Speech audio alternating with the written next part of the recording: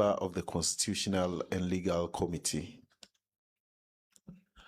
I am Sanja Nanja, MP for Atewa. And a member of the Constitutional and Legal Affairs Committee. The good and the bad people. Exactly. Okay, exactly. that's fine. Thank you very much. My name is James Enu. I am the Vice Chair of the Constitutional and Legal Affairs Committee of Parliament, and I'm also the Member of Parliament for Tema West. Thank you. Okay, that's fine. You may want to use your mic.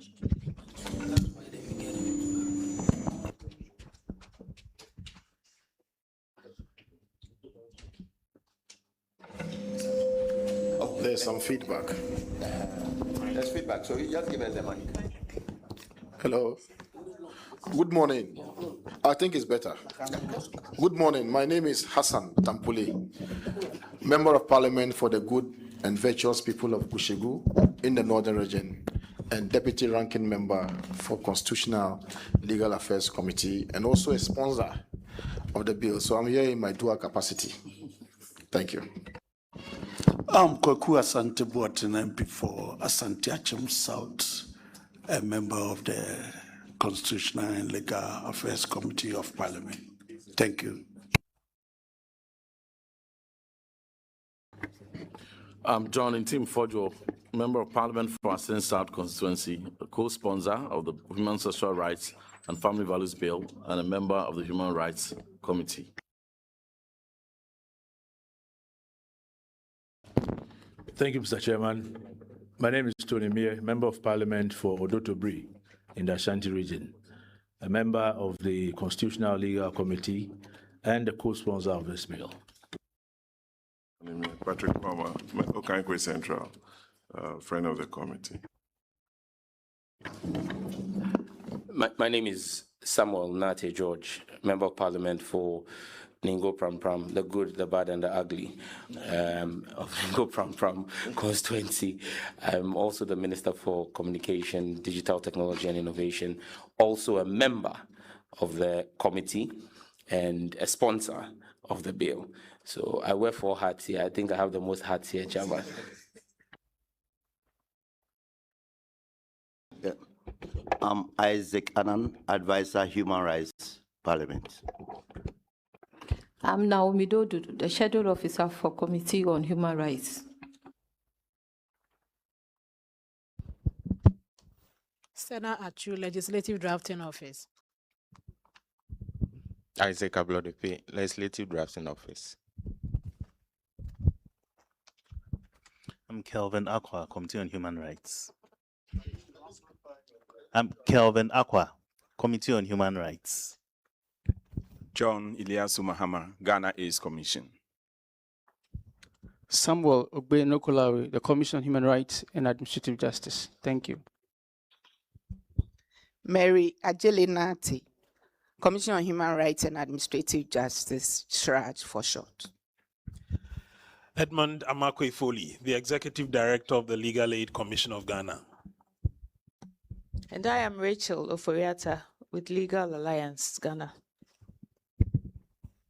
My name is Eunice Esiedu. I'm a Programs Coordinator at Friedrich Ebert Shifter Ghana office. My name is Yosola Futu. I work with Frederick Ebert Foundation. Mama Chomemanya the 4th, Queen Mother, Afajato Traditional Area, South Afajato, Keywatch, Ghana. Nana Kabukuo Domale Dagojo the 1st, the Paramount Queen Mother of Adana Traditional Area, a board member for Keywatch, Ghana. I'm Fortunate Bayebo Azuri. I'm with Keywatch Ghana, also with Ghana Health Service as a medical doctor. Thank you. I am Dr. Chris Opokufofi, Deputy Director, Reproductive and Child Health, Family Health Division, Ghana Health Service. Thank you. My name is Emmanuel Akwati. I'm from Intersex, Ghana. Equia Boatin, Intersex, Ghana.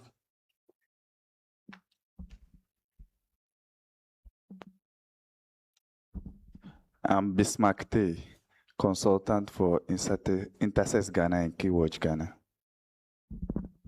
I'm Sean Ajay, Executive Director and founder of Intersex Ghana and chair of the Intersex movement in Ghana. Executive Director of Keywatch Ghana. Thank you.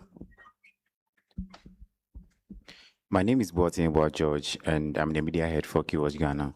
Thank you. My name is Alhaji Babalami Abu Sadat, former member of parliament for Autusanya, and now presidential coordinator for Zungu and Inner City at the office of president.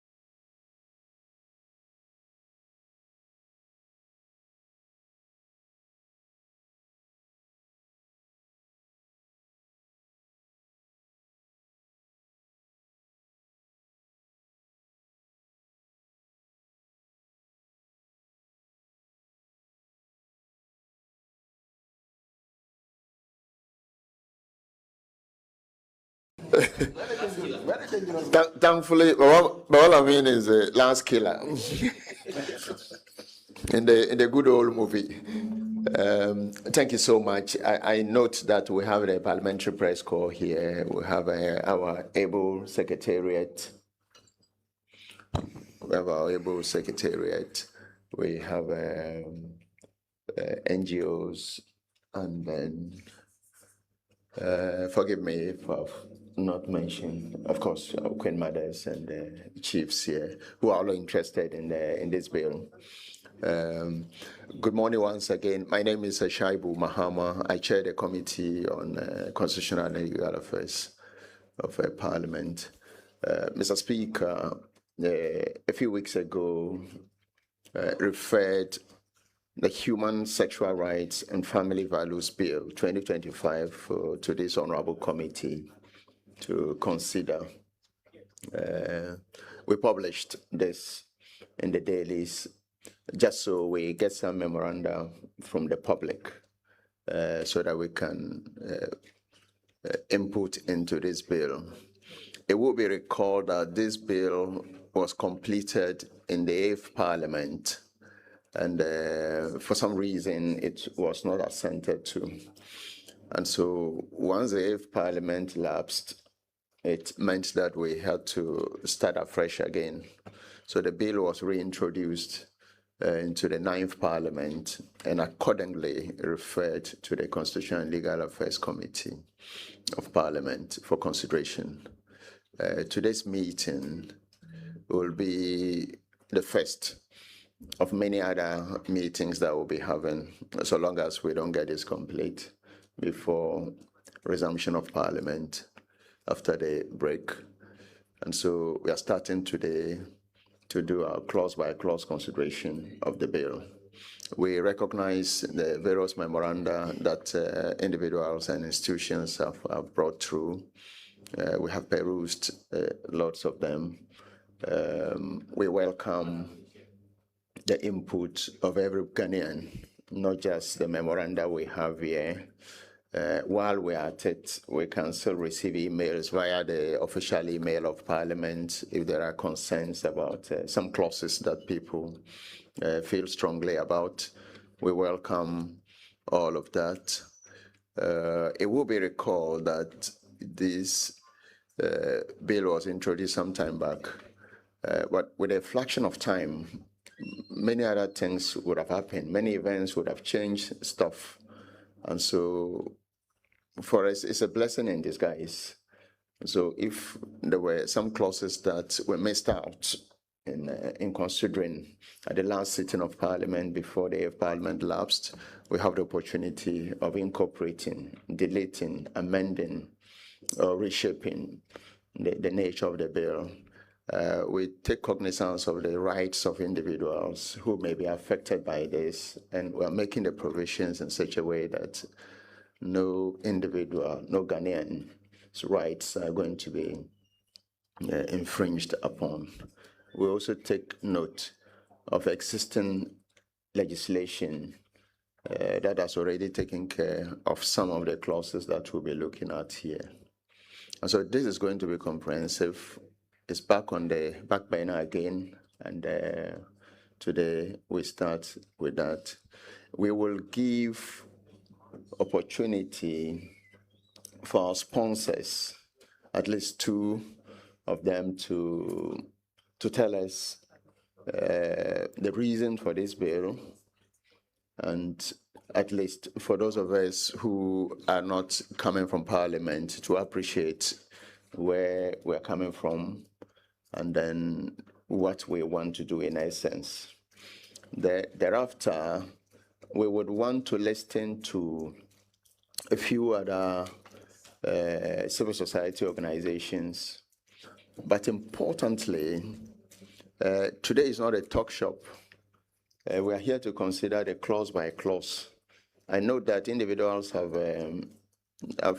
may have issues with particular clauses. So you would hold your fire when we get to clause by clause consideration. If we get to a particular clause that you have an issue with, we will ask you to tell us what those issues are. Today's meeting is not conclusive. The committee will take note of that, and then when we recline, we will do a total consideration of all the matters that we'll be considering here. So on this note, I would want my ranking, available ranking.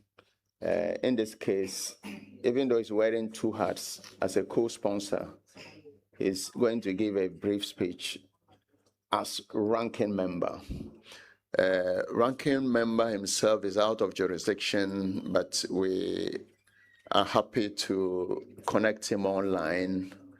IT is ranking online, not yet. Okay, so please make an effort to connect ranking online. My deputy ranking is here, and he will ably be making a short statement on this whilst we move on to the next. Your turn, please. Thank you, Mr. Chair.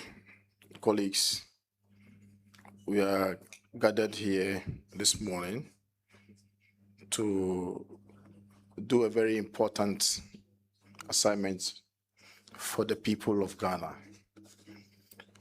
Mr. Chairman, the referral, when it was made, aroused the interest of a lot of Ghanaians. So I'm happy finally we've gotten the opportunity after one adjournment for us to consider the bill today. To be recalled that this bill was very, very topical in the year 2024. And almost everywhere, every nook and cranny, everywhere that you pass in this country, the topic at the time was LGBTQ bill. The clergy, traditional authorities, politicians, children, the older folks, everybody was talking about LGBTQ bill. So having this today means, for instance, that as we are having this meeting, the generality of Ghanaians are watching from everywhere across the world. Now, this bill had been considered before, just like the chairman mentioned, in its almost its entirety, considered clause by clause, went through all the stages, except for the assenting by the president. So, Mr. Chairman, as far as I'm concerned, it appears that this meeting may even be shorter than we anticipate, because apart from the date, so if we look at the bill, Human Sexual Rights and Family Values Bill 2025, apart from the dates, practically every provision has been retained. Now, I want to also believe that when the bill went to the Private Members Bill Committee, ably chaired by the First Deputy Speaker, some discussions are taking place, and I will leave that to my colleagues among the co-sponsors to speak to that. But as far as I'm concerned, we don't have to do much to this bill. Everybody has accepted the content of this bill as it was passed, and everyone in Ghana accepts that this is a bill that is fit for purpose. So, Mr. Chairman, I don't think we should tinker with any provision in this bill as far as today's sitting and then subsequent sittings are concerned. But be that as it may, we are not the rubber stamp parliament. We would do what we have to do, but just to make our work much shorter and easier, and in accordance with what Ghanaians have accepted previously, we probably have to go the line that I'm proposing, Mr. Chairman, respectfully. I thank you, Mr. Chair. Very well. May I just give 2 minutes to my Vice Chairman? Thank you very much, Chairman, for the opportunity. I think that we are all aware of the antecedents leading to why we are here today. Both the Chairman and Ranking have rehashed all the antecedents, so I don't need to go back into that. It's important for us to appreciate that the last Parliament failed to pass this bill for want of presidential assent. And we're also aware that some constitutional matters were triggered before the Supreme Court in the case of the last Kai versus Parliament of Ghana and Attorney General, which matter was eventually dismissed. But despite that, still the presidential assent failed to come. These are matters regarding LGBTQ triggers a lot of constitutional issues. If you go into our constitution, particularly chapter 5, which talks about the fundamental human rights, of course, you can look at Article 15, which talks about the dignity of the human person. You can look at Article 17, equality before the law, and Article 21, freedom of expression, freedom of speech, freedom of association. These are all issues that will be triggered in our conversation. But we must also take cognizance of Clause 2 of Article 12, which speaks to the effect that these rights are not absolute. These rights are subject to the right of other persons, subject to the public interest. Of course, once we talk about public interest, then we are talking about public health, public morality, and all that. And a lot of stakeholders have expressed concerns as far as the LGBTQ situation in Ghana is concerned. Religious body, civil society organizations, the Muslim, especially Office of the Chief Imam and all that, Christian Council, a whole lot of stakeholders have come out to speak against the LGBTQ, which was eventually cropping up in our society. If you look at our current laws, there are no specific provisions. The legal regime that we have does not have any specific provisions when it comes to the LGBTQ. What comes close, of course, is Section 104 of Act 29, the Criminal Offences Act, which talks about natural carnal knowledge. But this is a law that is over 60 years old. And at the time, some of these developments were not anticipated.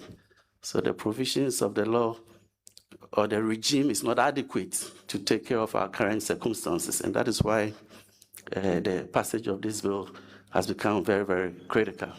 As a committee, I know that we are committed to expediting the process, and I know that we are also committed to prosecuting the bill before the House to ensure that it is passed. I am of the opinion that since the last bill, there's been some additional developments, some concerns have come up. Some other institutions have raised some concerns about some of the provisions.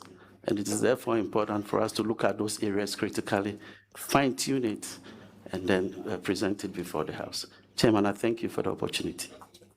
Thank you so much, Vice Chair.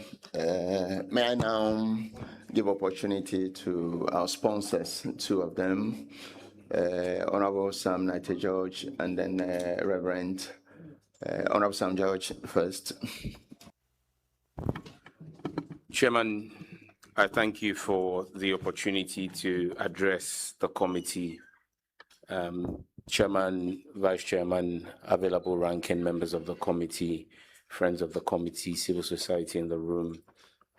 It is indeed a pleasure for me to once again come back here. Chairman, as you may recall, at my vetting for minister sometime last year, one of the questions I was asked was if I would reintroduce this bill with my co-sponsors. And this was topical because a week before my appointment by the president, there had been an engagement between the president and the Catholic Bishops' Conference, where the president had indicated that there was a possibility of the states taking over the bill and having it introduced by the Attorney General. Subsequent to that, I was appointed minister, and then at my vetting, I was asked that question. I made a commitment to the country at my vetting that despite the intention expressed by His Excellency the President and without prejudice to his mandate and authority, as Member of Parliament for the people of Ningo Pram Pram, one of the reasons my chiefs and people had returned me to the 9th Parliament was because they thought I had unfinished business from the 8th Parliament, which was the passage of this bill. And so I indicated that I was going to reintroduce the bill, even as a 7th minister, if I was approved by Parliament. Working with my co-sponsors, we reintroduced this bill before Parliament. And Chair, I would align myself with the submissions of your available ranking, which is to the effect that the provisions in this bill were masticated by parliamentary committees and plenary for over 2.5 years. We went through the mill to pass this bill. The bill was passed coincidentally on our Republic Day. On the anniversary of the Crossroads shootings in February, which is I think 28th February. On the 28th of February 2024, that was the day Parliament unanimously, without any exceptions, passed this bill. And I remember that day granting an interview to say that the issues or incidents of 28 February 1944 led and spiraled to the independence of Ghana, and that the passage of this bill was going to spark a certain movement across the African continent for the protection of family values. Chairman, since Ghana started working on our bill, since we introduced this bill in 2021, Uganda has replicated our bill, gone ahead to pass it. Senegal has done the same, passed it, and even reviewed their bill to increase the sanctions. And let us be clear, it has not brought any economic sanctions on any of those countries. And so it is important that I believe that we have done this, but we will respect the processes. The processes for the passage of a private member's bill must be respected to the latter through every single phase. So even though we want expediency, I will urge that we do what the letter of the law says is the process. Given the experience of 2024, where the bill suffered 3 court suits, not one. There were 3 suits against this bill. But because of the rigorous nature that we went through and Parliament did its job right, the bill survived all 3 suits. We do not want a situation where tomorrow after we pass it, somebody goes to court on procedural grounds to say that a committee or Parliament skipped a ground. But let us carry out the procedures expeditiously. Mr. Chairman, I would not belabor the issues of why the bill is before this Parliament again. That has been expressly stated here. But let us be clear. And because the media is here, I have heard people who have said Sam George and his colleague sponsors have abandoned. We've run away because I've been appointed minister. Chair, the process is the process. And I'm grateful to my co-sponsor, Honorable Intim Fojo, who had cause to go on national media and say that that is not the case. He's worked with me, and I appreciate his candor on that matter. But let us also be clear, there is no bill before President Mahama today. And so the calls from very respectable groups like the Catholic Bishops' Conference are very well placed because of how sensitive and important this is. From the office of the Chief Imam, very important calls have been made. We've been told by the Chief Imam spokesperson that the Chief Imam's pleasure is to see this bill passed before he is called to his maker. I believe that Parliament has a responsibility to grant the Chief Imam his wish and grant the Catholic bishops their wish by making sure we do what we have to do expeditiously and placing this before President Mahama. And then we can collectively demand that President Mahama signs the bill. I have all the assurances that he will do the necessary when we place the bill before him. So, Chairman, I thank you. And once again, let me reiterate the fact that as for the clauses, we have gone through them, we've masticated them, we will go through them expeditiously, and there is nothing new.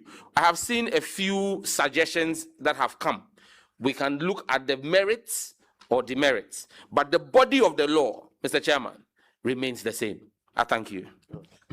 Thank you so very much. As far as the 9th Parliament is concerned, this is a completely new bill. And as far as I remain chairman of the Committee of Constitutional and Legal Affairs, this is a new bill and we'll treat it as such. Thank you so much. Honorable Ntim Fojo. Thank you very much, Honorable Chair. I'm indeed very grateful to your good self, the leadership of the Constitutional, Legal and Parliamentary Affairs Committee and the leadership of the Human Rights Committee. We also recognize our colleague members of Parliament and the co-sponsors, as well as the eminent members of the public and CSOs who are very interested in this very matter, and the media. In fact, this is a bill which object is to ensure the proper sexual human rights and family values within our society are entrenched. It strikes at the very core of our morality, of our culture, of our tradition, of our custom, and what defines us as Ghanaians. A consensus has also been reached across all faiths within this country, whether Muslim, Christian, traditional, and any other faith for that matter, who have all so in a very sacred manner upheld that the practices of LGBTQA plus, P plus plus, are repugnant, very highly repugnant to our values as a nation. And therefore, recognizing that a family in our context as Ghanaians and within the remit of our constitution emanates from a family unit, a unit comprising of a male and a female contracting marriage, and that marriage procreating children, and then other children and grandchildren, great-grandchildren, coming out of that. And that unit relating with society, with its attendant expressions of sexual desires. That is what consensus has been reached.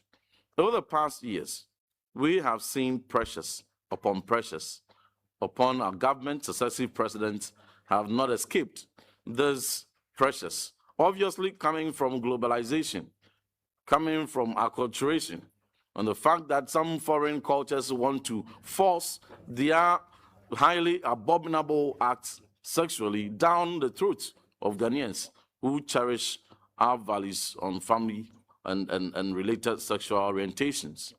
And so we have had, as far back as President John for having the occasion to state clearly on very important platforms, reasserting his position and stance against succumbing to any pressures from the West or any external partners for that matter in legitimizing same-sex relations and marriages. In fact, the President John Kufuor utterly rejected those pressures. Then we come to President, His Excellency, the late Professor John Evans Atta Mills, may he so rest in peace, who also had a boldness to look at the Prime Minister of Britain in the face, Prime Minister David Cameron and told him that he disagrees with his position. He is entitled to his expressing a position that is reflective of the culture of his people, but as president of Ghana, he, President John Evans Atta Mills, would not in any way succumb to any pressure coming from any quarters. Even if it has to come with aid, the aid will be rejected, so that the sanctity of our culture is upheld. Of course, President Nana Addo Dankwa Akufo-Addo on many occasions also had the opportunity to assert his position. And one notable such occasion was in a ceremony held by the Anglican Church, the Anglican Diocese, West Africa, where he stated that under his watch, same-sex marriage would never be condoned and would never be entertained. So all these successive public record pronouncements had been made. However, we all also recall that the heightening pressure on our society by certain external forces, covertly and overtly, trying to infiltrate these LGBT and all its variations into our society was palpable, and particularly so as the only string of law that protected our society from such infiltrations, as ably quoted by the Vice Chairman of the Constitutional Legal Committee, Honorable Lawyer Enu, was Section 104 of Article Article 29, where unnatural carnal knowledge is the only strength, and that is obviously 1960. Between then and now, we've seen various variations fluidly manifesting, giving rise to pervasive, absurd variations of sexual absurdities. And therefore, there's a need to introduce a law which more comprehensively will be able to address the changing dynamics of such sexual matters. And that brought us to consensus in February, in 2021, where myself, my respected colleague, Honorable Sam George, and a group of 6 other colleagues, including Honorable Bedra, Honorable De La Soa, and the rest, Honorable Helen Tonso, we co-signed a bill, Human Sexual Rights and Family Values Bill. And that bill, in fact, in the past 10 years, as a matter of public record, received more public interest than any other bill that I'm aware of in my 3 terms in Parliament. In fact, there was serious interest, massive interest, overwhelming interest from faith-based organizations, from the Office of the Chief Imam, from the Coalition of Muslim associations, from Christian Council of Ghana, from Ghana Pentecostal Charismatic Council, from Catholic Bishop Conference, from all walks of faith, and from the House of Chiefs, our traditional authorities. We had overwhelming interest from CSOs, notable among them Coalition for the Proper Human Sexual Rights and Family Values, and other groups, including even groups who had dissenting views. But all these views came up for considerations and, of course, were swallowed up legitimately in the overwhelming majority of views.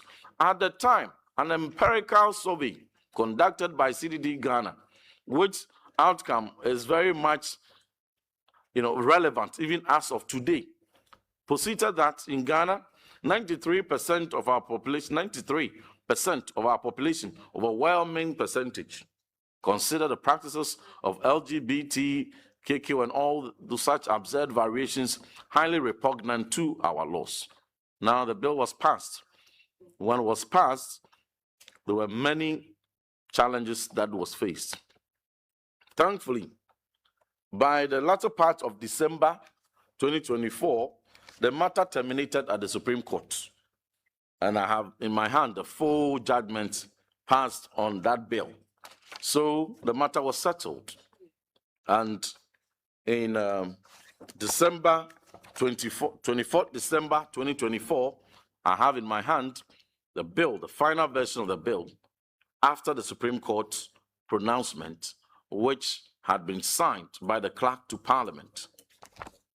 Unfortunately, the bill could not be assented to.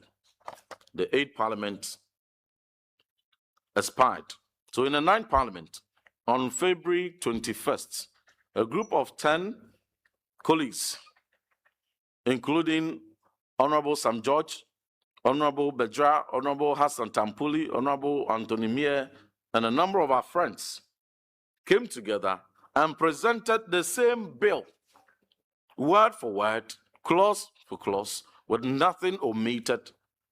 Substantially, same bill was presented through the private members' procedure. I must put on record that since then, the procedure, according to our standing orders in the handling of a bill introduced through the private members' motion, has been, all those processes have been meticulously followed.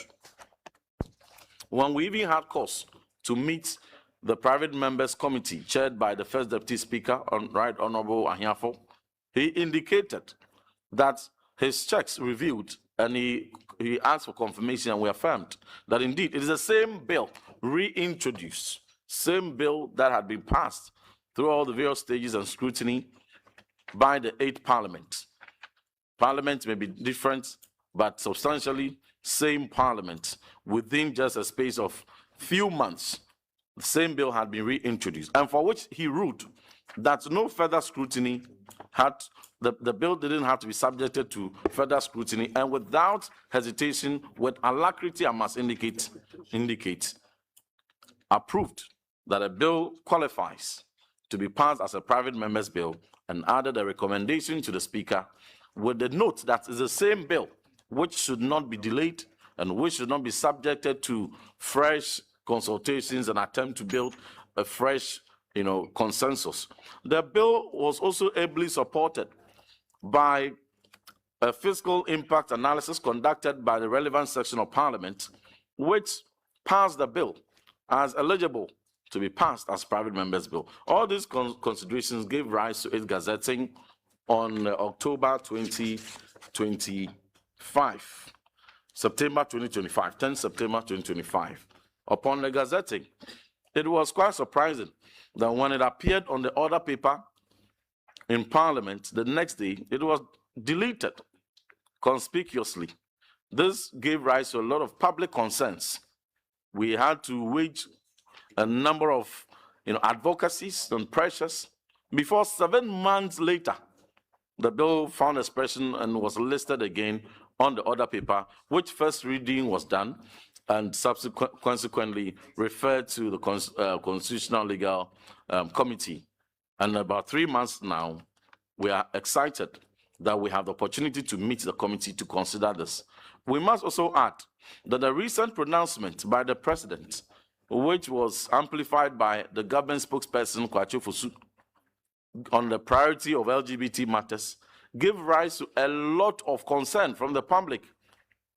CSOs, traditional authorities, faith-based organizations, and many among them stated their public, positions on the seeming, changes and softening in stance. But we at this stage will not preempt or impugn the integrity of any leader and proceed on the assumption of the promise given by the President that when this bill is passed, he will sign. I do not think that this bill should be subjected to fresh national dialogue. In fact, all the CSOs and all the concerns, most of them have gone through, are the same concerns that came up in the first cycle of this bill.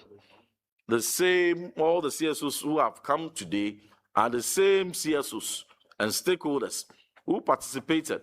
And so there is no reinventing the wheel. There is really nothing broken in this bill to be fixed, and for which it should be expedited. And in expediting, we are not also indicating that certain shortcuts should be entertained.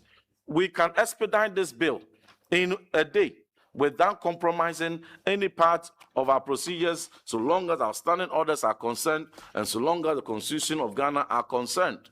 And therefore, we would appeal to the leadership that in your magnanimity and in line with the overwhelming concerns of the public who are eagerly waiting for the same bill to be passed, considering that the plethora of legal challenges and battles which delayed its passage and assent having survived that and terminated at the apex court, we don't need to, knowingly or unknowingly introduce new additions and elements that will further make it vulnerable and prone to challenges that will culminate in another obstacle.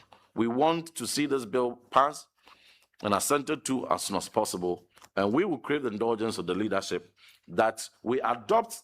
And in conclusion, Mr. Chairman, we crave the indulgence of the chairman that we adopt the bill in the shape and form as it is, having survived very lengthy, legislative process already, and then a report filed, and then we take it for second reading, and then consequently third reading. Thank you. All in the same day. I thank you very much. Thank you, Reverend. Once again, let me put on record that the bill my committee is seized with is a brand new bill. Every single word, letter, paragraph is brand new. And that bill will pass through the normal process of processing bills. We don't recognize that this bill had come through before.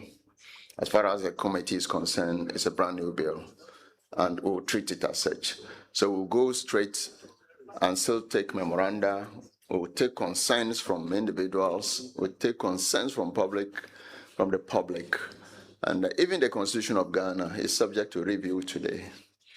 And so even if this bill was passed and there's a need to go over it again, we will still go and do amendments. Rev, rest assured that we will go through this bill expeditiously and get it sorted out.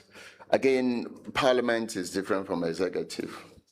Mr. President's pronouncements have nothing to do with parliamentary procedure. So for us, we're working in accordance with parliamentary procedure, and we'll go through that.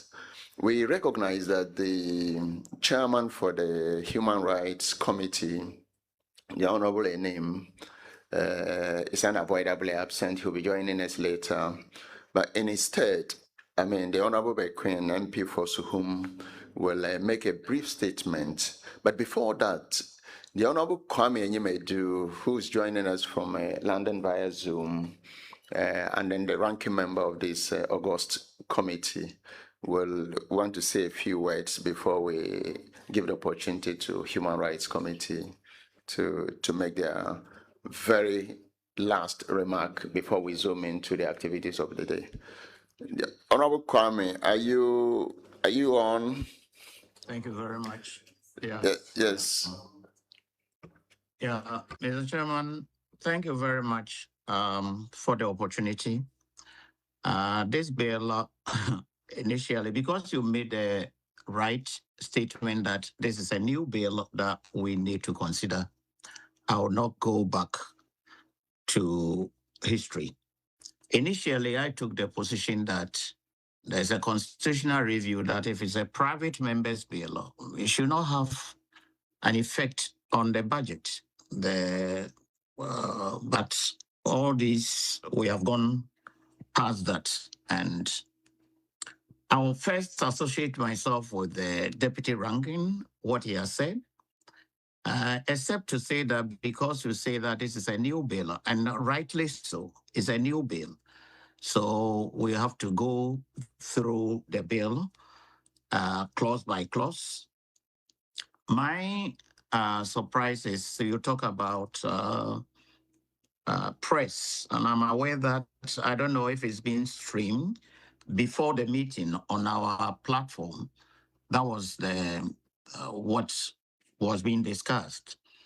If the press is covering up, I would want to plead. In my 18 years as a member of parliament and as a member of this committee, I have never seen committee deliberations being broadcasted apart from having public hearing. So if you want the press to capture the preliminary events before they start, before the clause by clause, that is fine. But I will plead, as soon as we are done with that, the press must be away in order that members of parliament will have the free will and will not be intimidated by anything, so that we can have a meaningful discussion of this bill. I congratulate the sponsors because there are a lot of efforts for and against the sponsors that they have stood very firm, especially Minister Sam and then Reverend Intim Fojo. A lot had gone on in the press, but as the chairman has said, I wouldn't want us to look at the press. Whatever we have done, the press, like it was said, we did this unanimously. Honorable Sam George said it, that we did this and we arrived at something that went out of Parliament unanimously. Now, nobody is objecting the bill.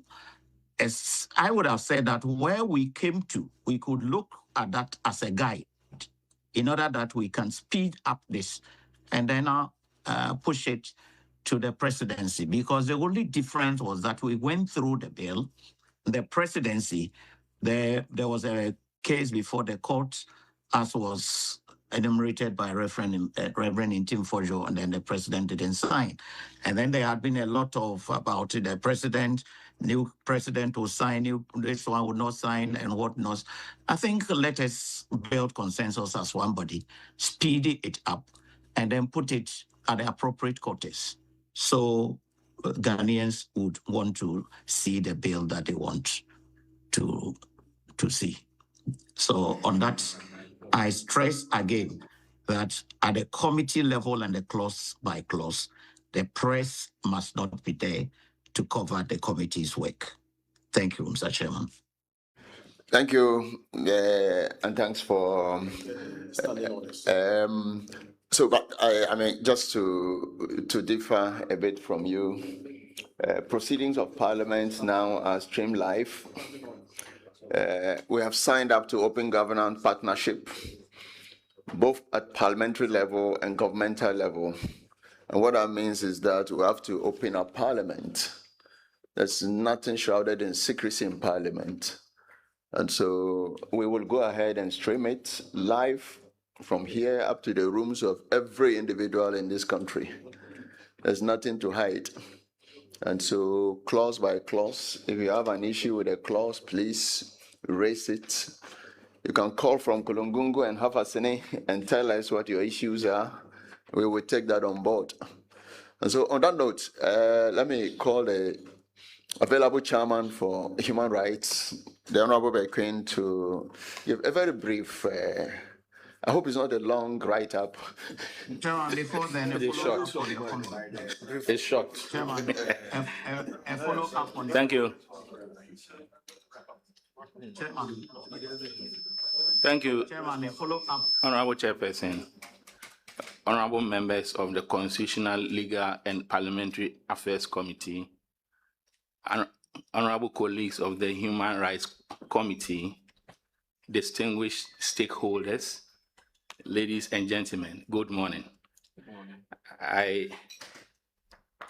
It is my honor to welcome you all to this important joint sitting convened to consider the Human Sexual Rights and Family Values Bill 2025. I extend my appreciation to the leadership and members of the Constitutional, Legal, and Parliamentary Affairs Committee for their collaboration in this process, as well as to stakeholders who have availed themselves to support this exercise. This engagement comes at a critical moment in our legislative journey, where Parliament is called upon to carefully balance deeply held societal values with the constitutional guarantees that underpin our democracy. The subject before us is one that evokes strong convictions, diverse perspectives, and legitimate concerns from various segments of our society.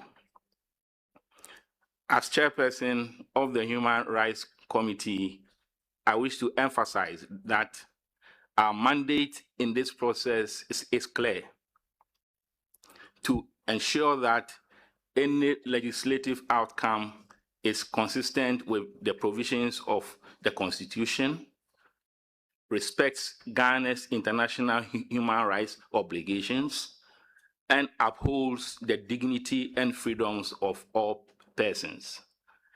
At the same time, we are equally mindful of the cultural, moral, and social context within which this bill has been introduced.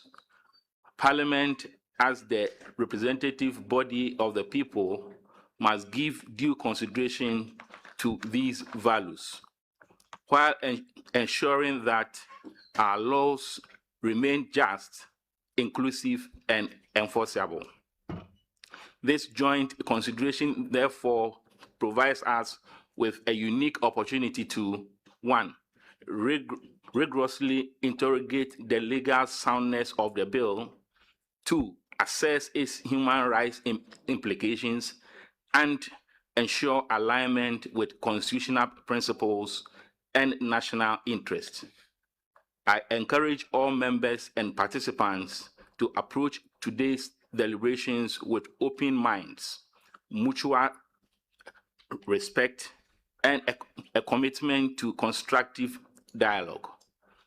Our duty is not only to debate, but to listen carefully, weigh evidence thoughtfully, and act in the best interests of the Republic.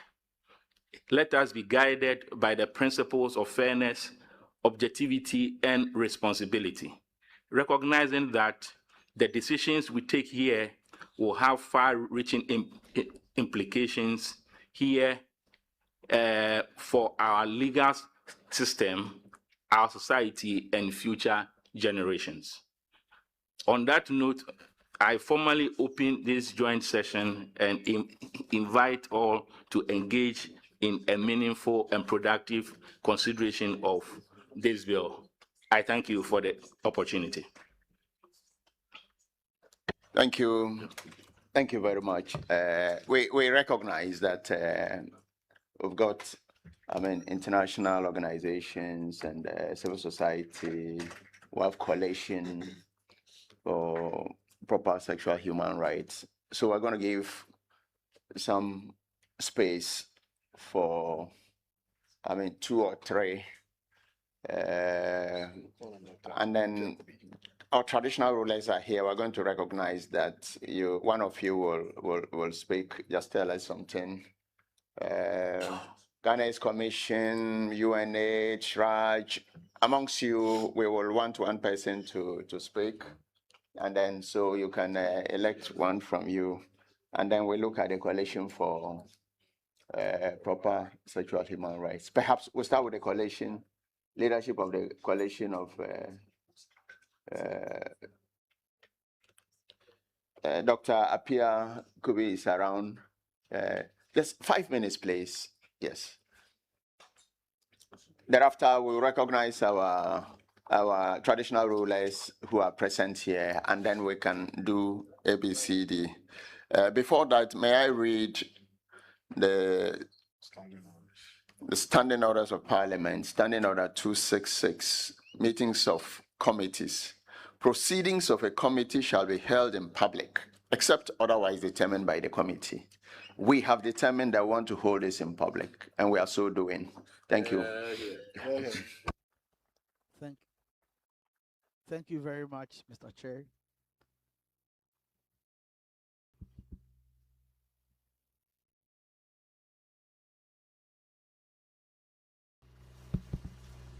Yeah, thank you very much, Mr. Chair, and all the great people here. We are, on behalf of the National Coalition for Proper Human Sexual Rights and Family Values, we are very thankful for the reintroduction of this bill once again. Something that Honorable Samjo said that I want to also say it once again, that actually sometimes we are afraid because of the economic implications that are connected to this. But we also want to say that 2 things. First, that is not really true, based on our own investigation and stuff like that. Not really true. The threats will come, all right, but it's not necessarily true. Secondly, we have to understand that everything that we do, there's a consequence. And if you are not, we can't eat our cake and have it. We cannot say that because of Taflat and Noko feel that we will get, so because of that we cannot have our moral standing. I pray and we hope that we will not actually make those things as our main goal. Secondly, lastly, I also want to say that we know for sure everything has gone very well. We're one of those who just saw the thing moving from stage 1 to the end. We pray that, yes, you need to go through everything, but Ghanaians, we are watching and we are hoping and praying that no pressure though, yet we will expedite this thing as soon as possible. Thank you very much, and God bless each other. Thank you.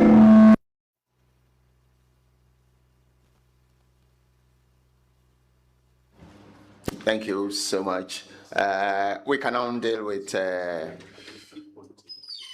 Ghana's Commission, UNAID, SHRAJ, and FES. I mean, you may just choose a rep from amongst yourselves to say a few words, please. May you introduce yourself first? Thank you very much. Hello.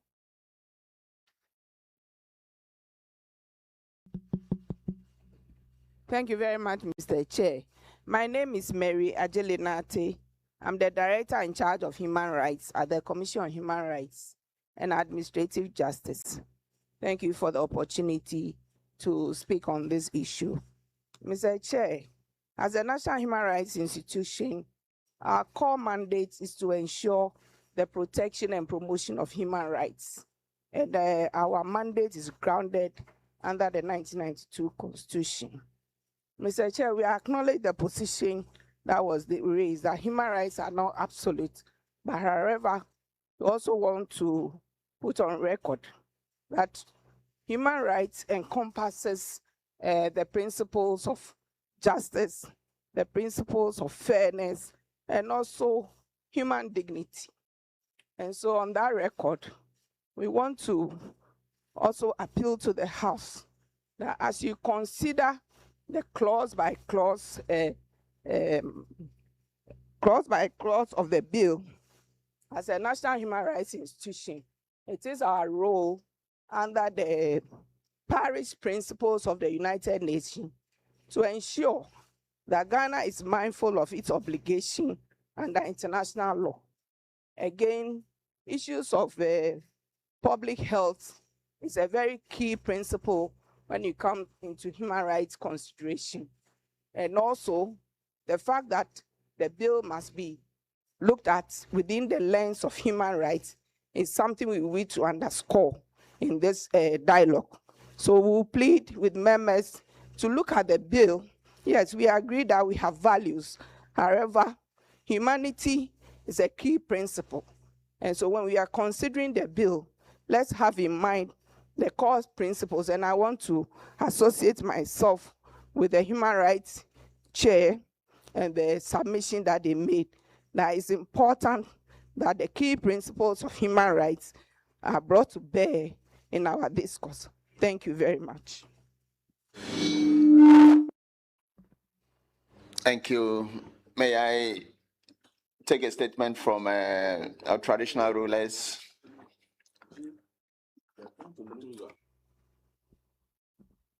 Good morning.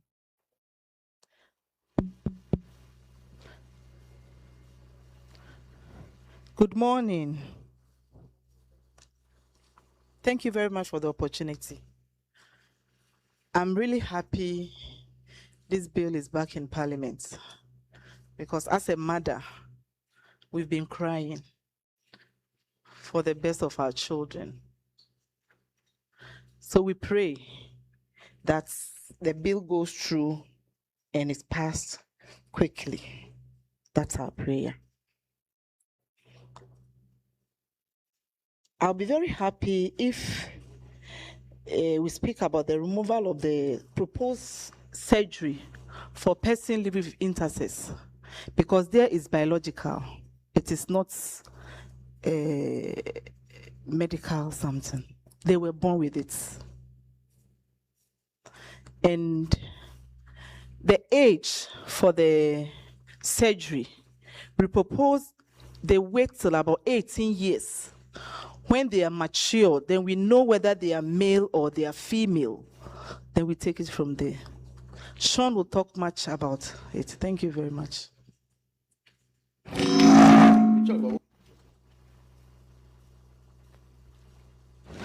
Thank you. Thank you so much.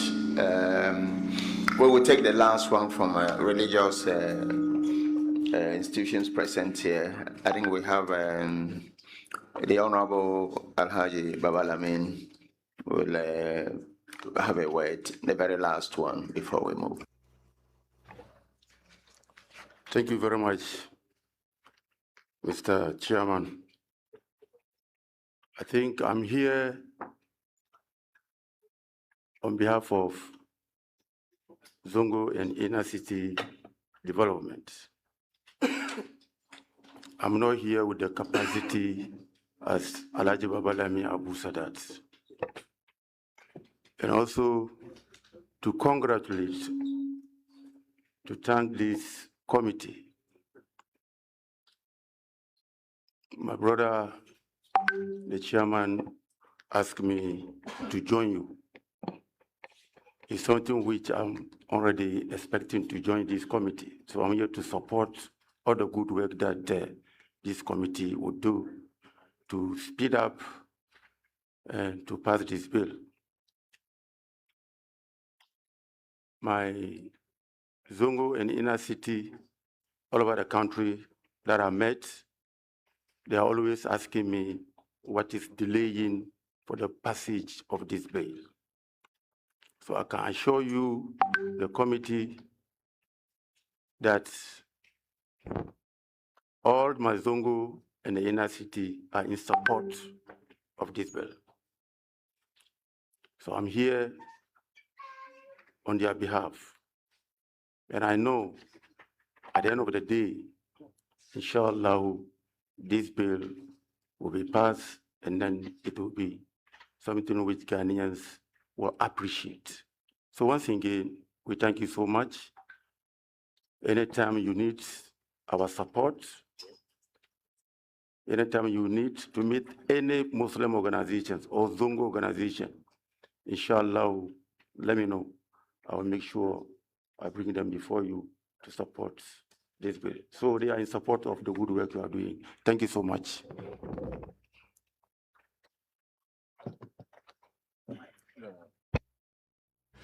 Thank you. I don't know if Rankin raised some issues on the under clause 17 and 18 of the bill with regards to. Okay. Okay. All right. Thank you. Okay. Let me assure Nana Hima that the issues raised have been taken care of by some of the clauses. If there are some specific things that you want us to tweak, when we get to that clause, you can suggest that. Then also for our partners, Shraj, Ghana Youth Commission, and the international institutions represented here, rest assured that as we navigate through this bill, we'll be guided by the principles of justice, fairness, human dignity is so key to us, and importantly, Ghana's obligations to our international law. And so we'll be guided by that as we move, we navigate through this brand new bill, of course, I mean, subject to our constitutional provisions. And so on this note, we will take a short break. We will zoom into the clause by clause when we come back from this short break. And I will ask all those who have presented memoranda to take note of particular clauses that you want us to discuss and to tweak. we will take that into account, and then we can move on. So we will take a short break, and it's a cocoa break for sure. Then when we come back, we will zoom into the clause by clause consideration of this bill. How long is the break? 15 minutes. 15 minutes break. So we'll start 18 now. So we should start by Let's get back at 30. Yeah. So 11:30. 11:30, we will reconvene and then go clause by clause. Thank you so much.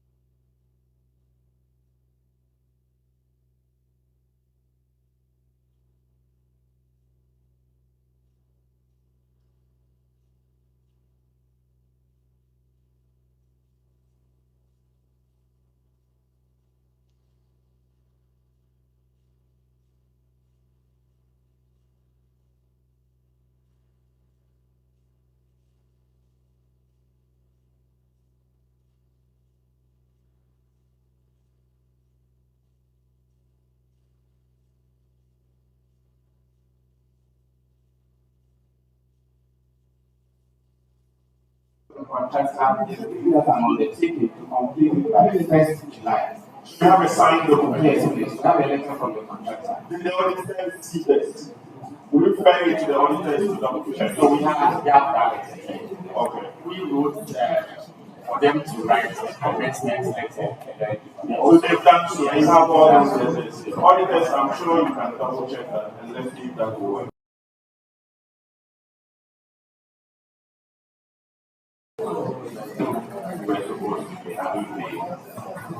Honorable Chair, the class was built on 11 to 2025 and the receipt was sent and the auditors.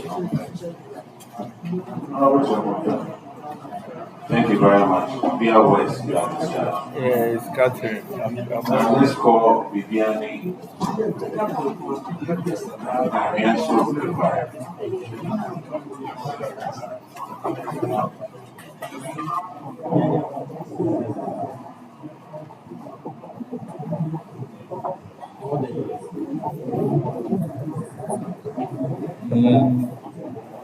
I'm trying to Please yourself.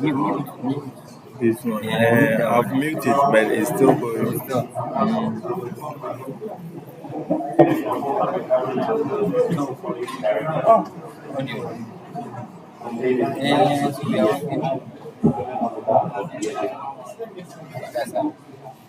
What's your name? Use a microphone. Internal microphone.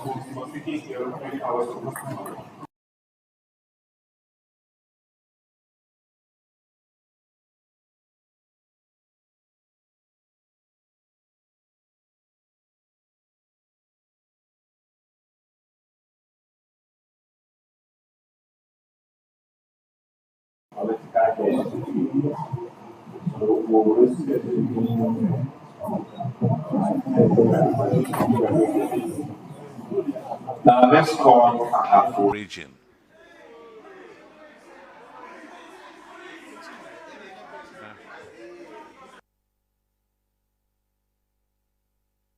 Which one? Hold on. Bono is, right?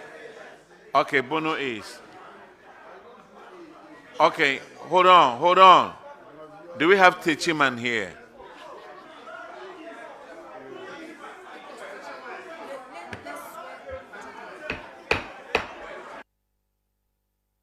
Can you listen for a minute? We are calling Bono East. What I'm doing is I'm calling all of you, swear you in.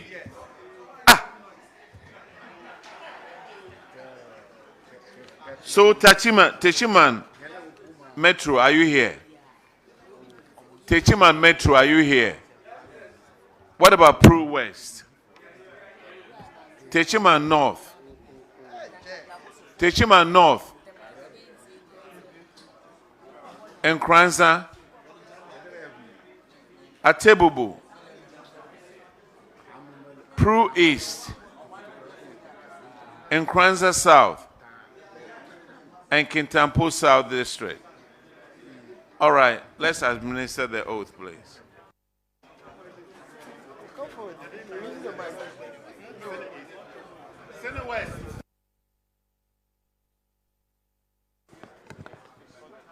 The whole of the Bono East, please come and let's swear you all in.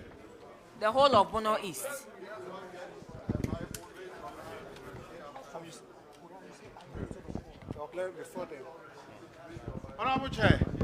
Honorable Chair, before then, we haven't heard Sene West.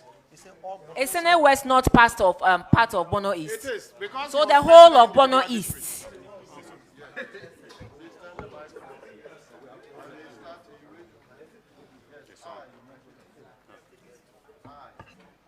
I, Masud Musa Ayaba Thomas,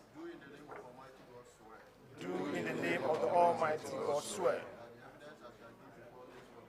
that the evidence I shall give before this committee touching the matter in issue shall be the truth, the whole truth, and nothing but the truth. So help me Allah.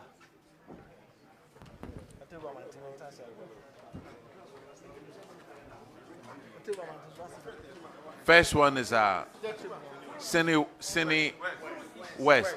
Have a seat, please.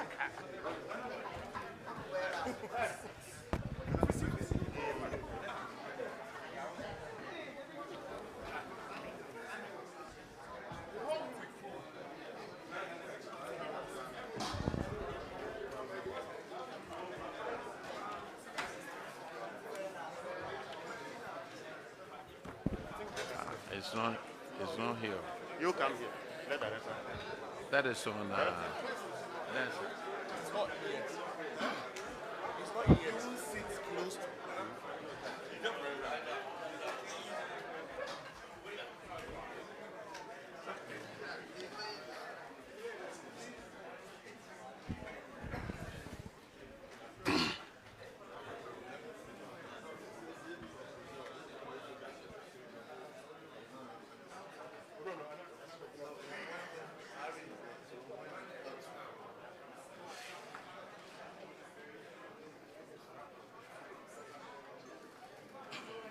all right, introduce yourself to the committee, please. Honorable Chair, I am Guy Emmanuel, District Finance Officer. I am Guy Emmanuel, the District Finance Officer.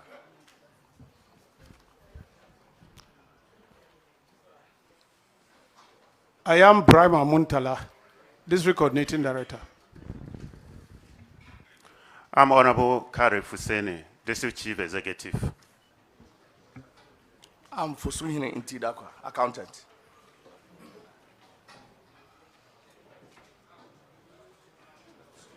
Is Honorable Ampo for your MP? Is Honorable Ampo for your MP? Yes. Honorable Chair, yes.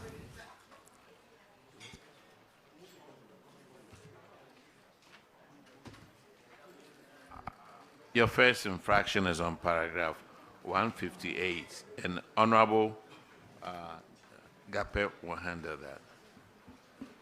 Senators, you are welcome. Thank you, Honorable Chair. Your infraction is about cash irregularity, unaccounted revenue.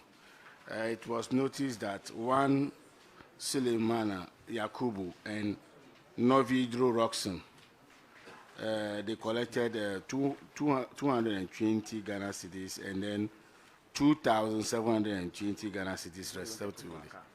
And then they were not able to account for it. The auditors have actually recommended, and then you have accepted the recommendation. What is the status of that?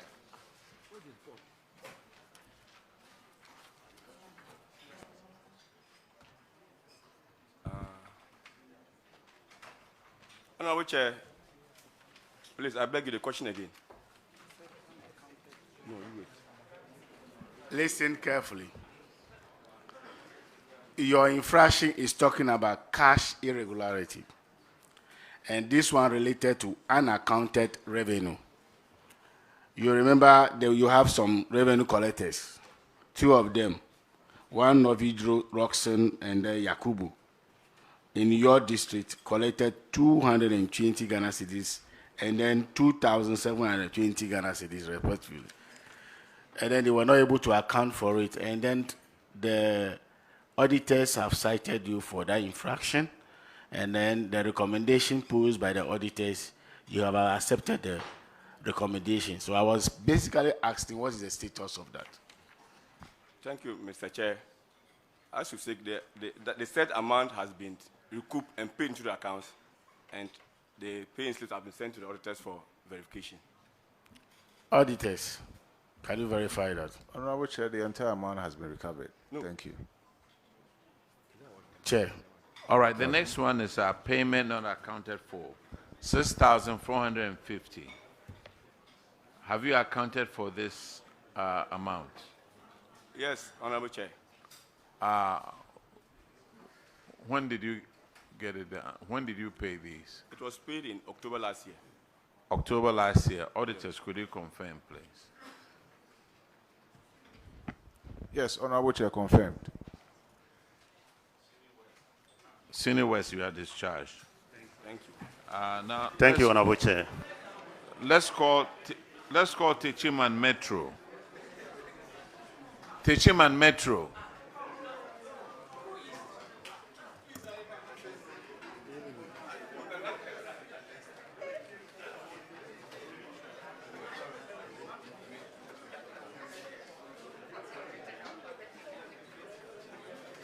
Is Techiman Metro here? Yeah, have a seat, introduce yourself, and let's go. Or if not, I should call somebody else. Yeah. Oh. Kachima Metro. Kachima Metro.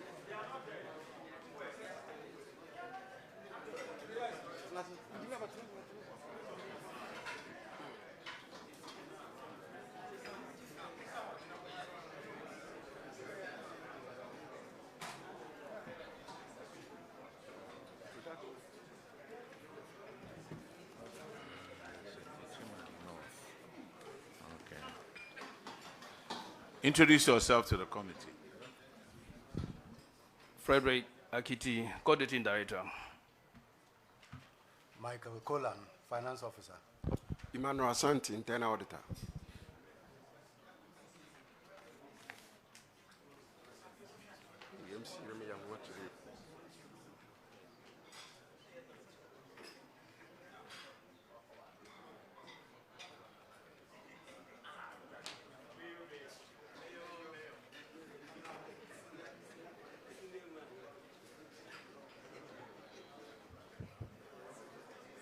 Okay, introduce yourself to the committee, please. I am Honorable Ajim Mensah, Municipal Chief Executive, Techiman Municipal Assembly.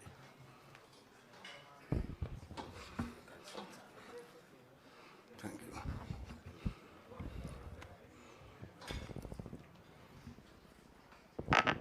you. Please, I'm Kingsley Kofi Odro, the Municipal Works Engineer. Your infraction is on paragraph 158, and Honorable Gape will take care of that one, please.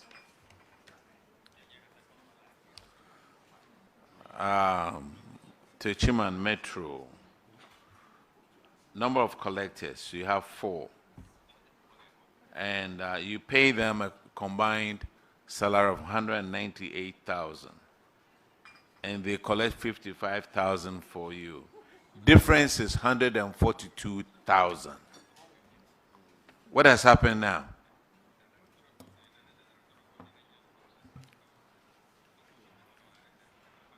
Honorable Chair. Yes, sir. The Municipal Assembly, with respect to this particular infraction, the management of the Municipal Assembly assesses the performance of the revenue collectors every quarter, just to determine or to assess the performance of the collectors individually, and also to see or to find out the performance of the various revenue areas. So management decided that most of the revenue areas were not being collected. So, and when you also post the revenue, the temporary revenue collectors to those areas, they don't go. They say it's rather better to go for by day than to go and cannot collect anything, because they are difficult areas to collect. So management decided that we should rather send the experienced collectors, who are the permanent collectors, to go and soften the grounds before other collectors, unexperienced ones, could go to do the collection. So that is why you realize that most of the collectors could not perform, or they couldn't collect up to the amount they receive as salaries. Apart from that, out of these 4 revenue collectors you have mentioned, some of them were also supervisors. They supervise the collection of revenue, which is also very difficult to assess their performance based on the amount they have collected. Thank you. What is the performance now? Honorable Chair, it has improved. I'm sorry? But it has improved. But it has improved to what level? Looking at the performance of 2024 up to December, we collected over 100%. Over 100%. 2025, We budgeted for 4.0 million, and we budgeted for 4.4 million, and we collected 4.0, representing about 99.1%. Wow. Because I was going to ask you, so previously, they were collecting 55,000, and now they're into millions. Yes. How many buildings? No, I won't ask. I won't ask. Auditors, could you confirm, please? I won't ask. Honorable Chair, we would have to confirm that in our subsequent audits. You will have to confirm, please do. They go from 55,000 and now they are doing 4 million. Yo, Mate. Let's go to 158. Unaccounted for revenue. You have 3 people out there, Mary Chirema, Josephine Opokua, and Esther Chirema. Esther and Mary, are they sisters? Honorable Chair, it's just by coincidence. Just by coincidence. Okay, what about that amount? Have you collected the amount? Honorable Chair, it has been fully recovered. Auditors, could you confirm, please? Honorable Chair, we can confirm full recovery. Thank you. The next one is on paragraph 174. Abandoned project. That Techiman Metro, that 2-unit semi-detached staff quarters. What has happened to it now? Honorable Chair, the project has been terminated because the contractor was not performing. As we speak now, we have repackaged and re-awarded it. You have re-awarded it? Yes, Honorable. Can the auditors confirm, please?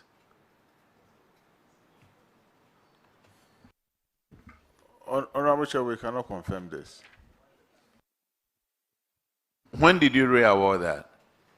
Honorable Chair, this last March, the contractor is here to come and sign the contract agreement. Last March, yes. So about a month ago? Yes, please. You knew you were coming to Public Accounts Committee. All right, the next one is on paragraph 180, and Honorable Abeno Siasar will handle that one. Thank you very much. It has to do with you spending in excess of your appropriation or your approved budget. And for the technical people who have been there, what does the PFM say when it comes to you realizing that you're going to spend or you have spent more than, not that you have spent more than, that when you realize that your expenditure may go over and above what has been approved for you, what does the PFM say, or what is the process? According to the PFM Act, when we are supposed to spend over, we need to seek approval. And so this thing happened in 2024. Respectfully, we can't hear you. Can you get it closer to your mouth? Yeah. I'm saying that the PFM required that to spend above your... Are you the DFO or MFO? I'm the coordinating director. Coordinating director, okay. Yes, please. You are supposed to seek approval before spending. And so this thing happened in 2024. Sorry, excuse me to say that we were not there at the time. But we are doing everything possible to ensure that this thing don't repeat itself in the assembly. Okay. It happened in 2024, but during the audits, some of you were there. Who were those there? Because the audits happened in 2025, first quarter of 2025. Honorable Chair, unfortunately, none of us were present. None of you were there? Yes, please. You don't have the coordinating director, you don't have any of you there? Honorable Okay, Chair, so you don't have? Yeah. You will have to go and bring us those who were there when this infraction occurred, respectfully. I'll step this down. You bring us, we'll be here till Thursday, so we want to see them for them to answer to this.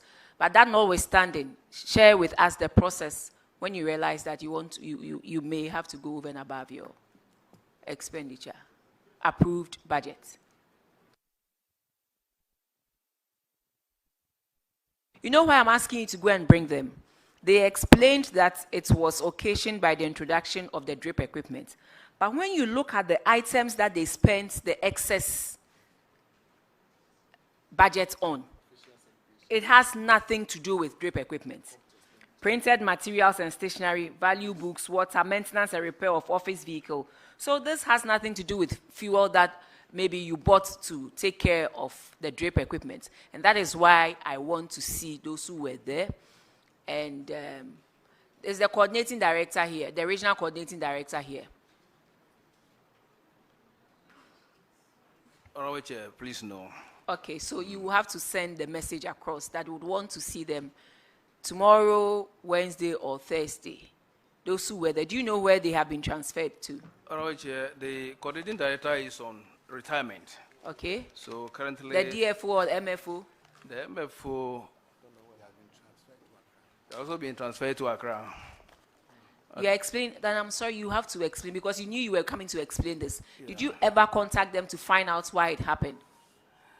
Honorable Chair, please, when we look at this infraction, yes, on our own, we realize that the responses to the infraction were not matching. So we thought that maybe it might be a typographical error that at the time that that this thing were recorded. How long have you been a coordinating director? For 10, 15 years now. 10, 15 years? Yes, please. And this is what you have to say to this serious infraction. They have gone over and above the budget by 1.2 million Ghana cedis, and you sit here and say it was a typographical error. Sir, you must bow your head in shame. Respectfully, you must bow your head in shame. What I'm saying when the auditors have listed all the items here, what necessitated the excess of 1.2 million, and you are looking in the face of the people of Ghana and telling all of us that it is a typo. So the auditors did not realize it was a typo. They went through the exit interview with them, and then eventually it found its way into this report. Respectfully, you have to look for them, and you in particular, come with them and make sure this infraction is cleared from the books. That is all I have to say. Thank you. A clause-by-clause consideration. From clause 1 to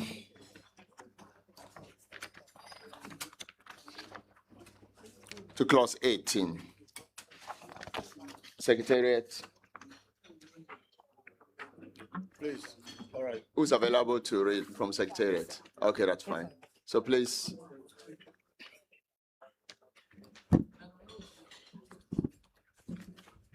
A bill entitled Human Sexual Rights and Family Values Act 2025, an act to provide for human sexual rights and family values and related matters, passed by Parliament and assented to by the President.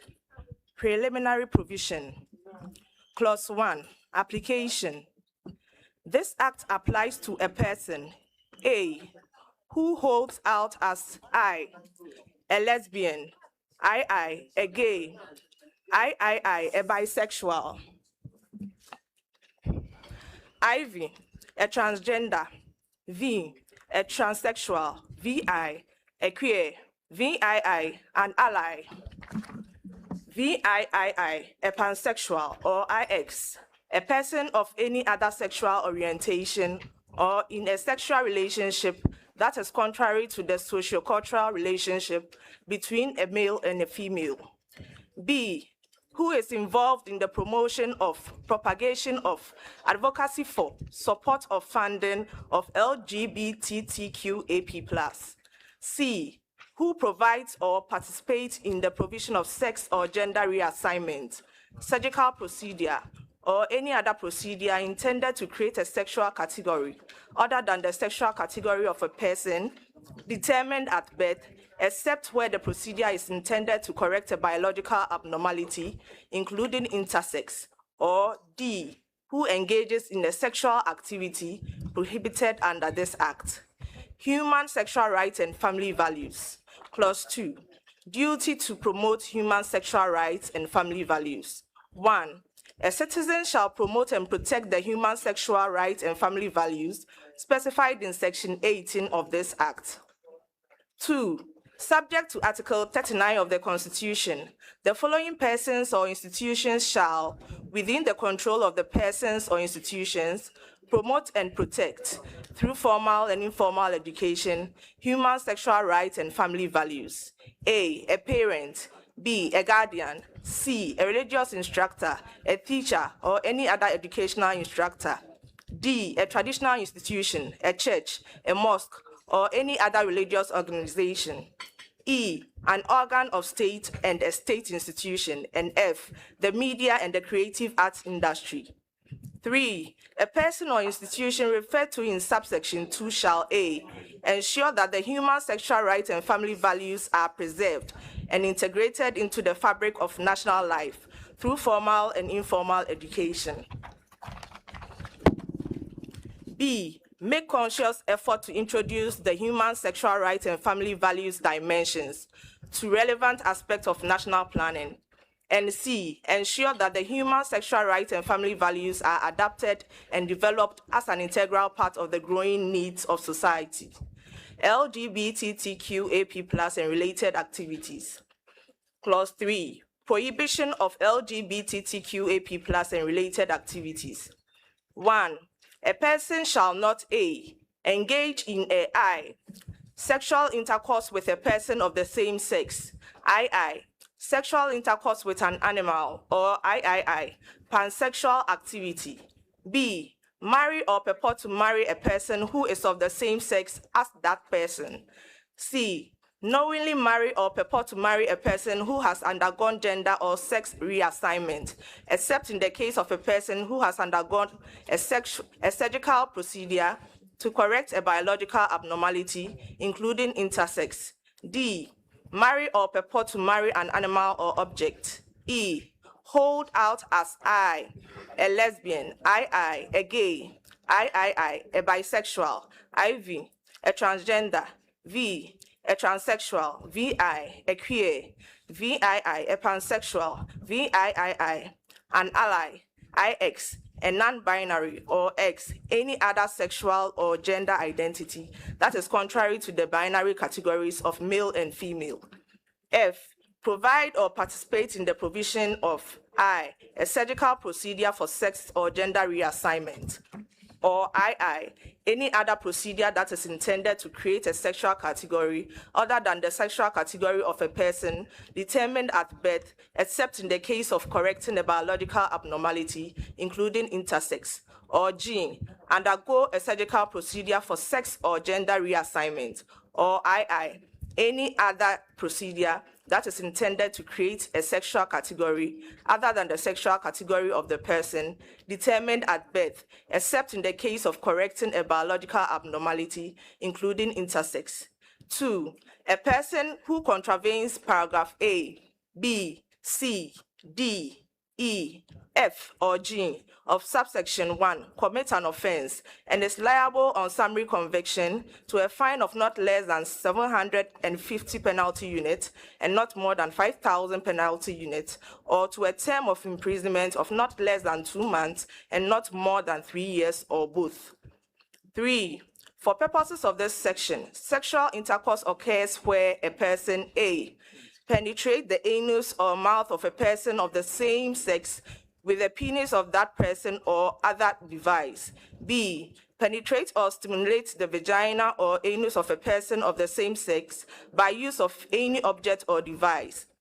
C, penetrate the anus, mouth, vagina, or other bodily opening of an animal by use of the penis of the person or any other object or device. Or D, allows penetration of the anus, mouth, vagina, or other bodily opening of that person by an animal for sexual gratification. 4, this section shall read together with subsection 2 of section 104 of the Criminal Offences Act 1960, Act 29.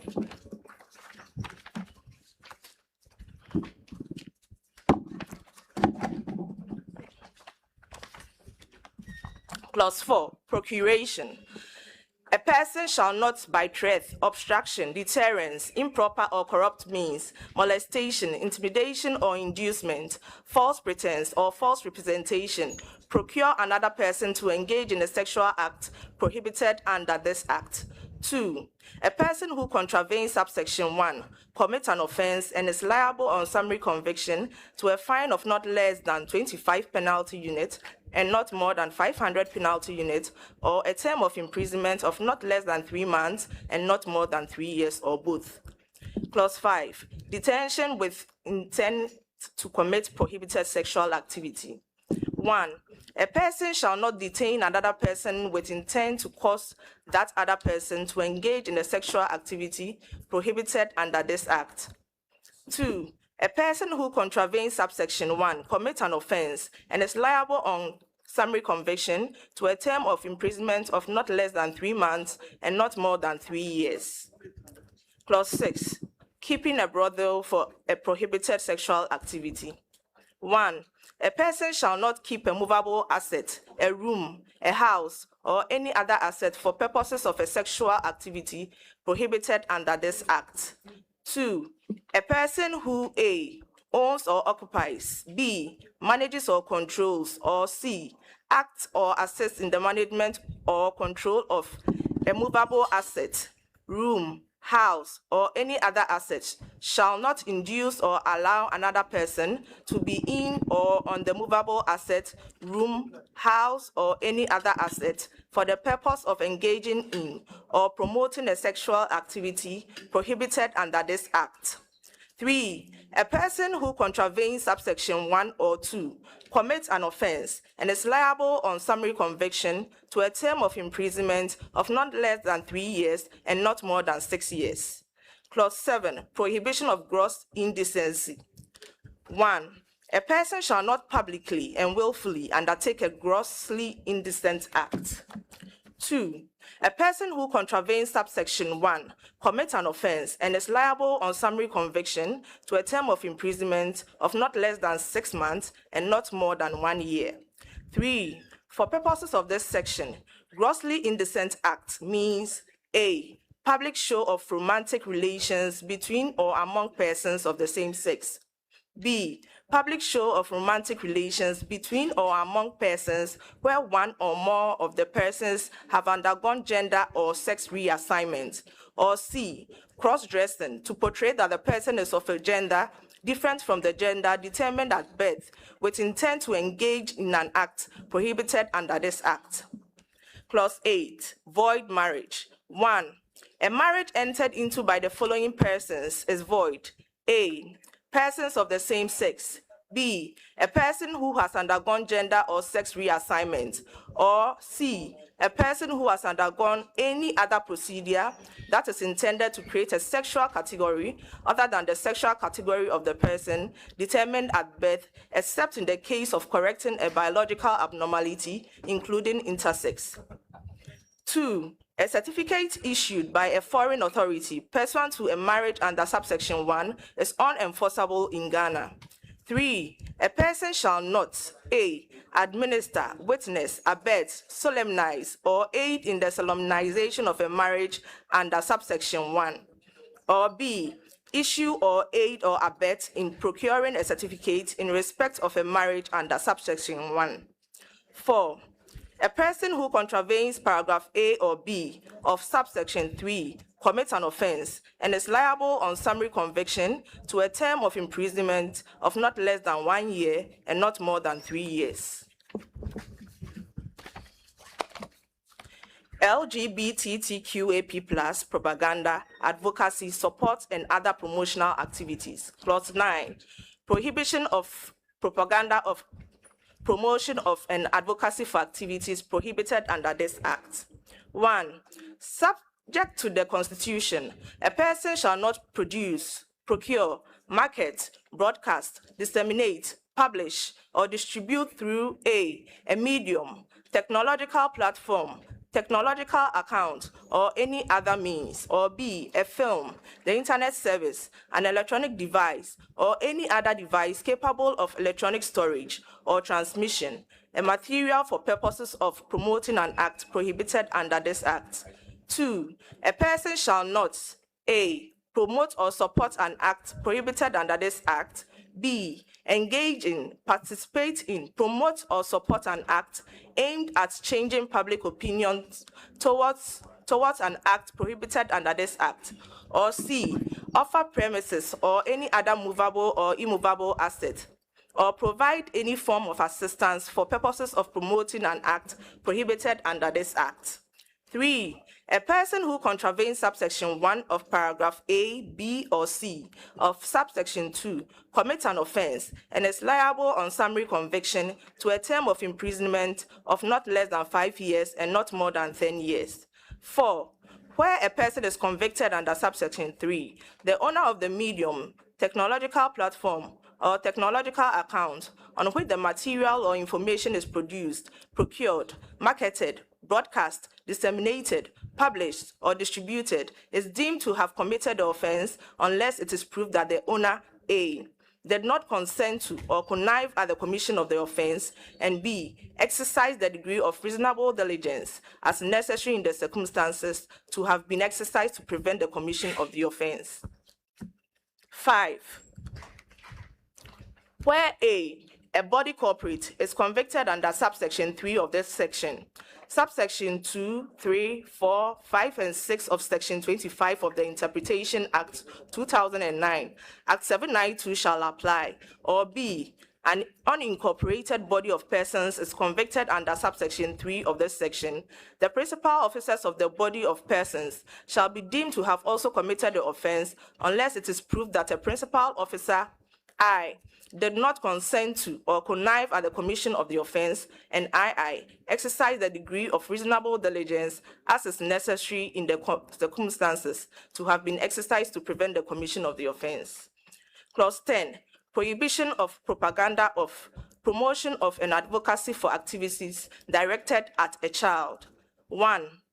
Subject to the Constitution, a person shall not produce, procure, market, broadcast, disseminate, publish, or distribute A. through a medium, technological platform, technological account, or any other means, or B. through a film, the internet service, or electronic device, or any other device capable of electronic storage or transmission, a material or information directed at a child, whether directly or indirectly, with the intent to C.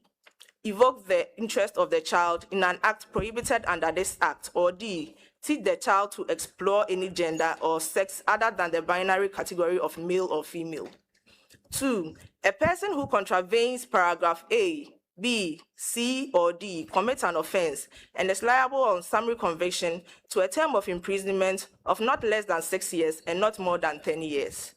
3. Where a person is convicted under subsection 2, the owner of the medium, technological platform, or technological account, or any other means on which the material or information is produced, procured, marketed, broadcast, disseminated, published, or distributed, is deemed to have committed the offense unless it is proved that the owner A.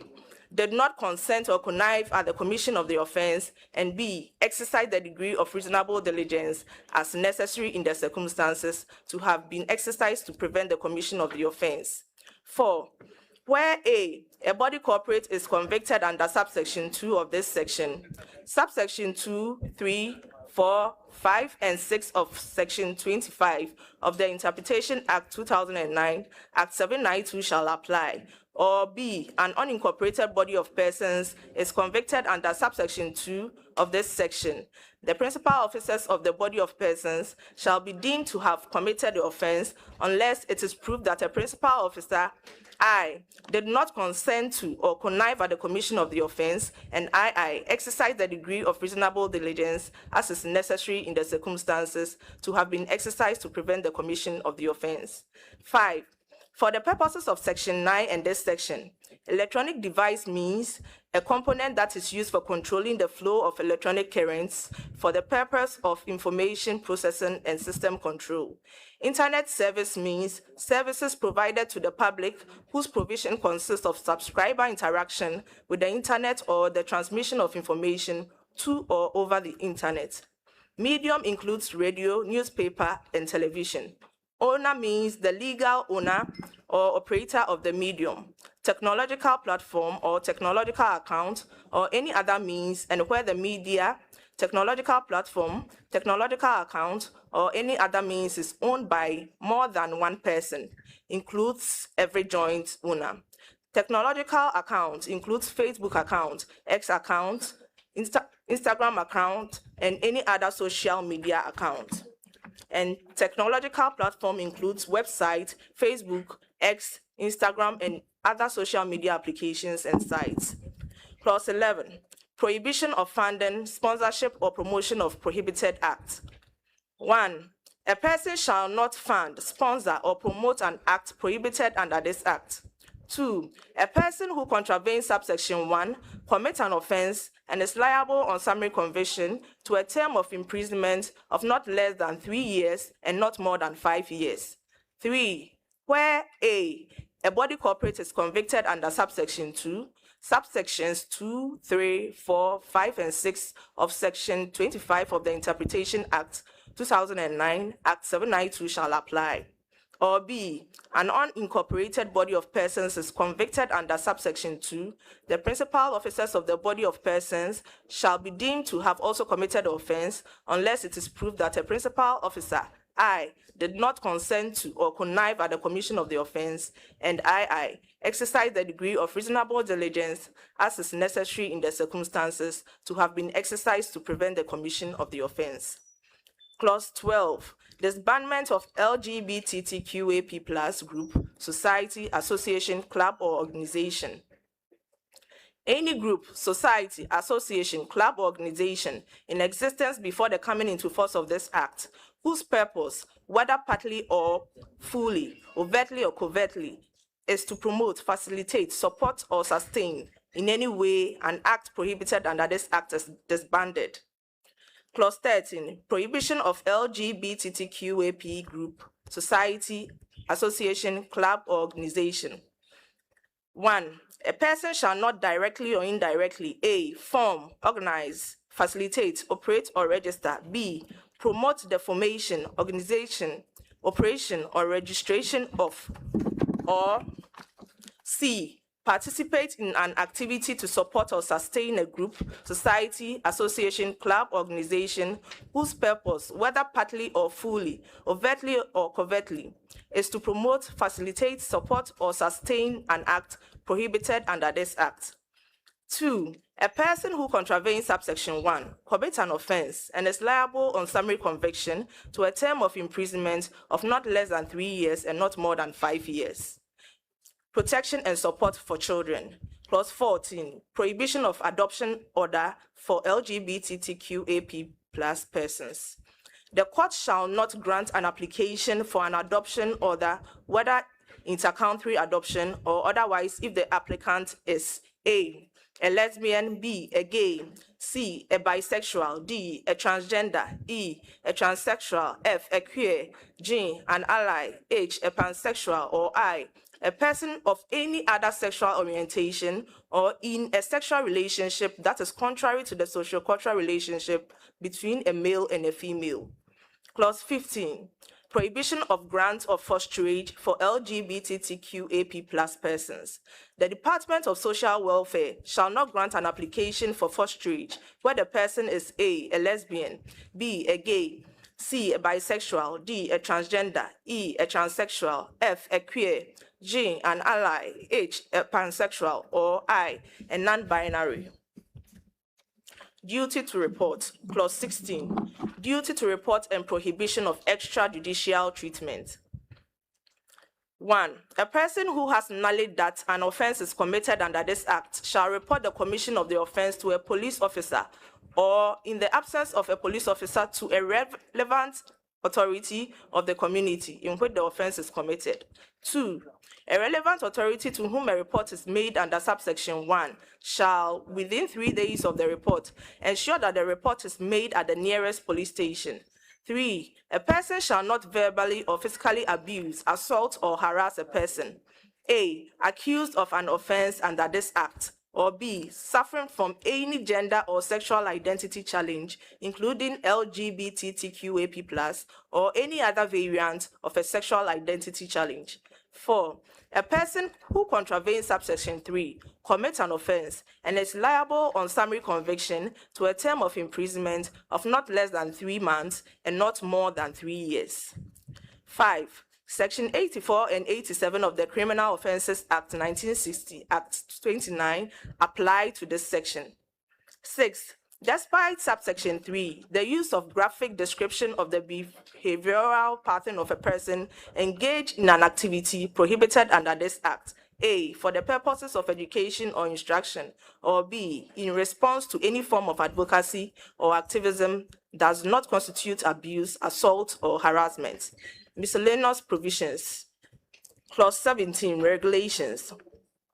The minister may, in consultation with the ministers responsible for gender, children, and social protection and health, by legislative instruments, make regulations to A, regulate an approved service provider, and B, provide for I, the support of victims of sexual activities prohibited under this act, II, assistance for intersex persons, and III, the effective and efficient implementation of this act. Clause 18, interpretation.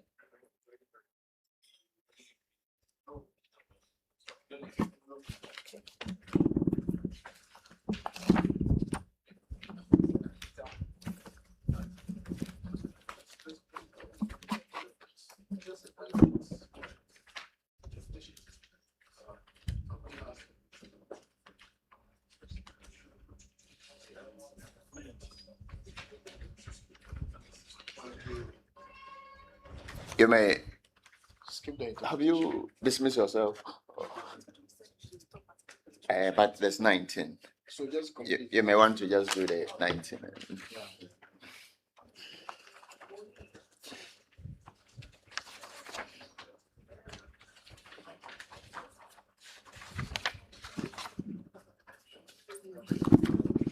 Consequential amendments.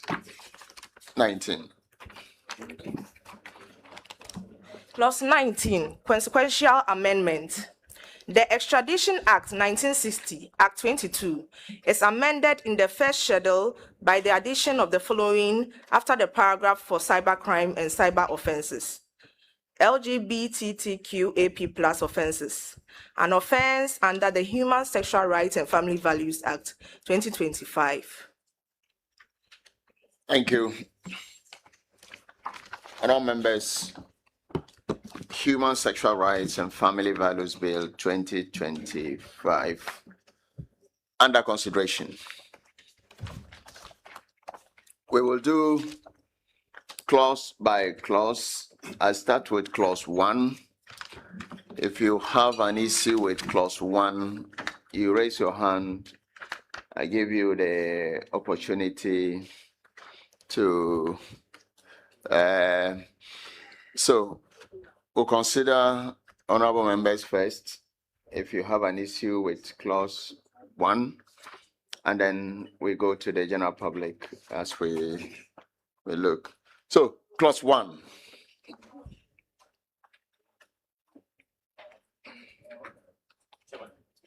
Yes, honorable Samjol.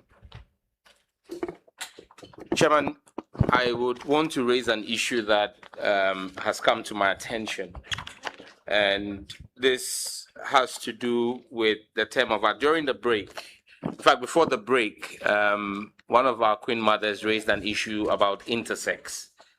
And so I did engagement with the CSO called Keywatch Ghana and Intersex Ghana as well, to have a conversation around what the intent was. Chairman, when this bill was first introduced in August 2021, intersex was one of the categories that were criminalized.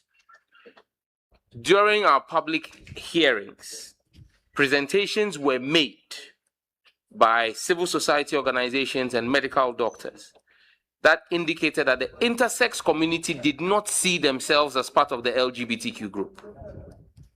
and that the intersex community are completely distinct, because in their case, theirs are situations of biological effect and not a personal decision, as you see in the other categories.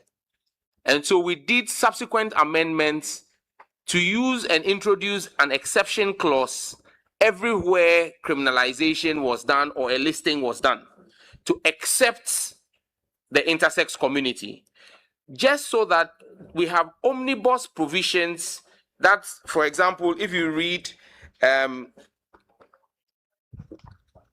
clause 1A IX, yes, even before we go there, 1A IX, after we had listed all the people who the act applies to, we say a person of any other sexual orientation or in a relationship that is contrary to the socio-cultural relationship between a male and female. Because of the prospective nature of the legislation, we knew that we could not have exhaustively listed all the categories, so we did that omnibus provision. But the fear there then became that tomorrow, after this bill becomes law, a judge in interpreting this omnibus provision may add intersex. And so we then in C brought in an exception, which says that except where the procedure is intended to correct a biological abnormality, including intersex. Now, a further issue has been raised, that there is a societal stigma around intersex persons.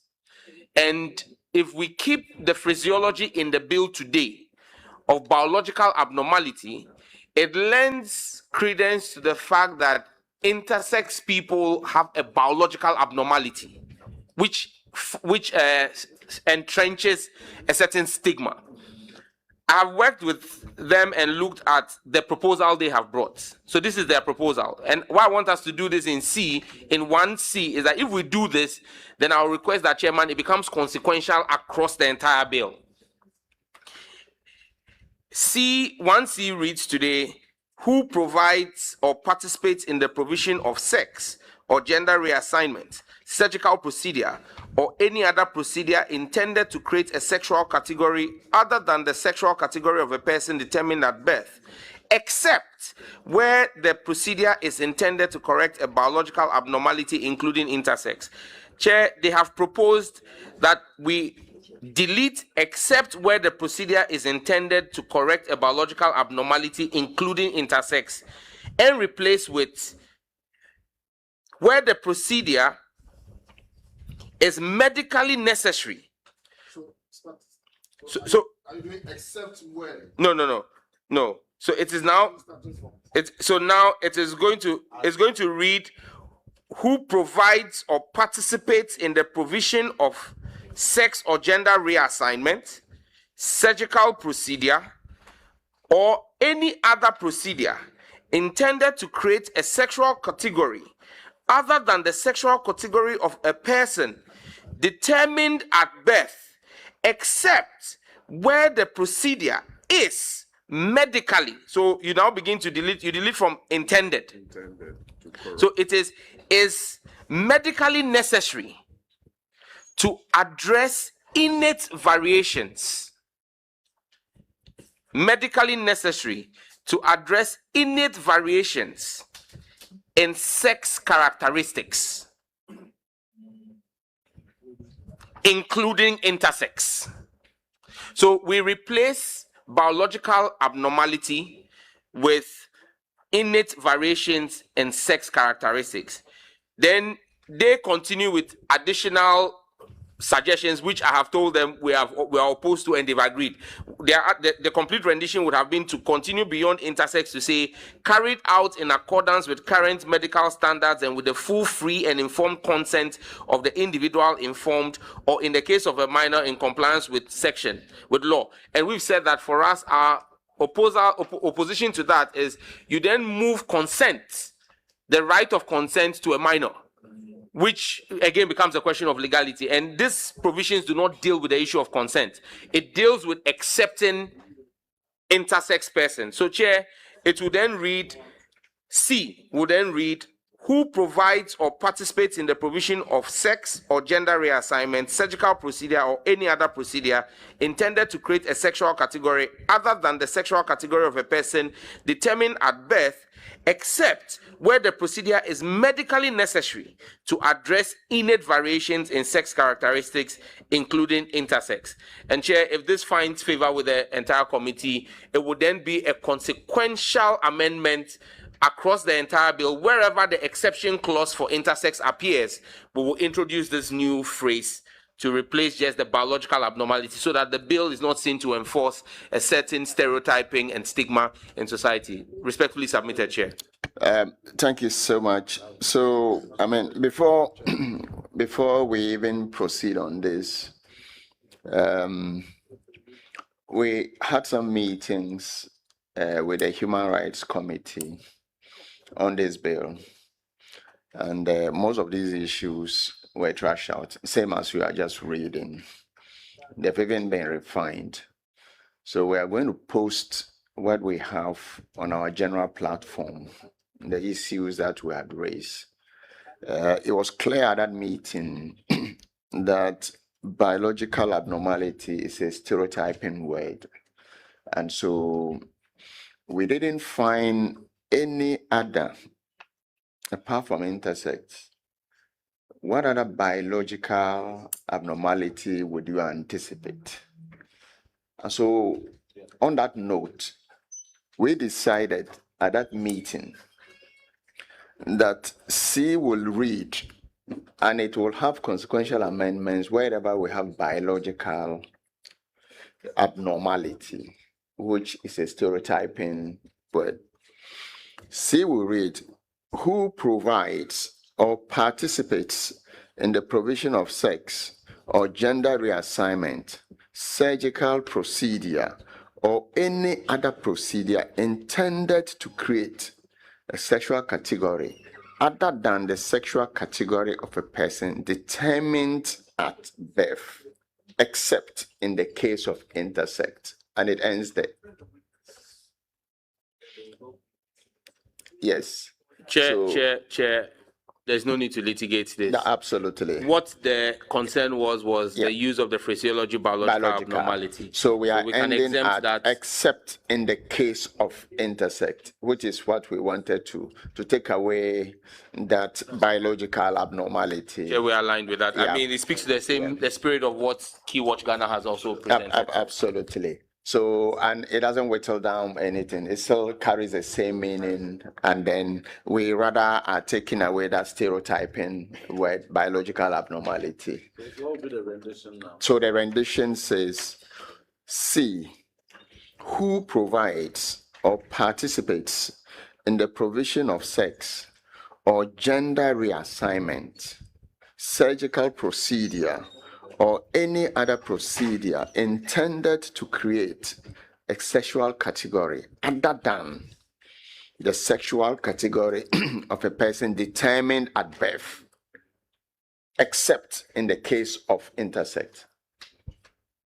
It ends there, and it carries the same meaning. It takes away the stereotyping and the rest of that, and we will have consequential amendments wherever we find biological abnormality. I think we're good to go on this. Yeah. Yeah, I agree. Any on one? We move to two. Okay. Two, please.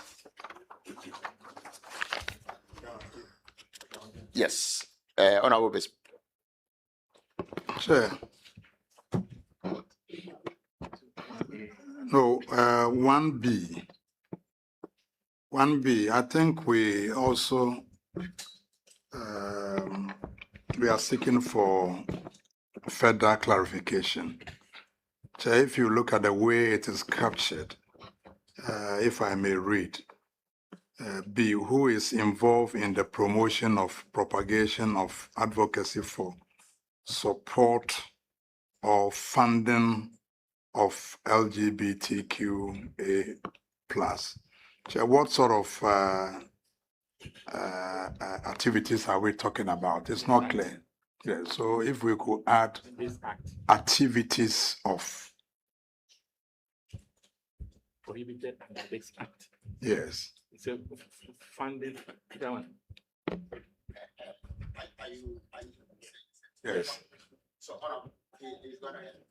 Please go ahead. Yeah, so funding of activities prohibited under this act. So that it could be positive or negative. So if we clarify. What do you have in 9? I think we should look at 9. 9. Let's. 9 talks about prohibition of propaganda of, promotion of, and advocacy for activities prohibited under this act. As a matter of fact, Mr. Chairman, you have to further go to clause 10 and 11. So you have to have a community reading of clause 1, 9, 10, and 11 to get the scope and effect of this provision. So if 1B says. Chairman, we are just dealing with the scope of application of this bill. We just cannot lift the entire activities that we are seeking to prohibit. That is why there are elaborate provisions under 9, 10, 11 to cover for.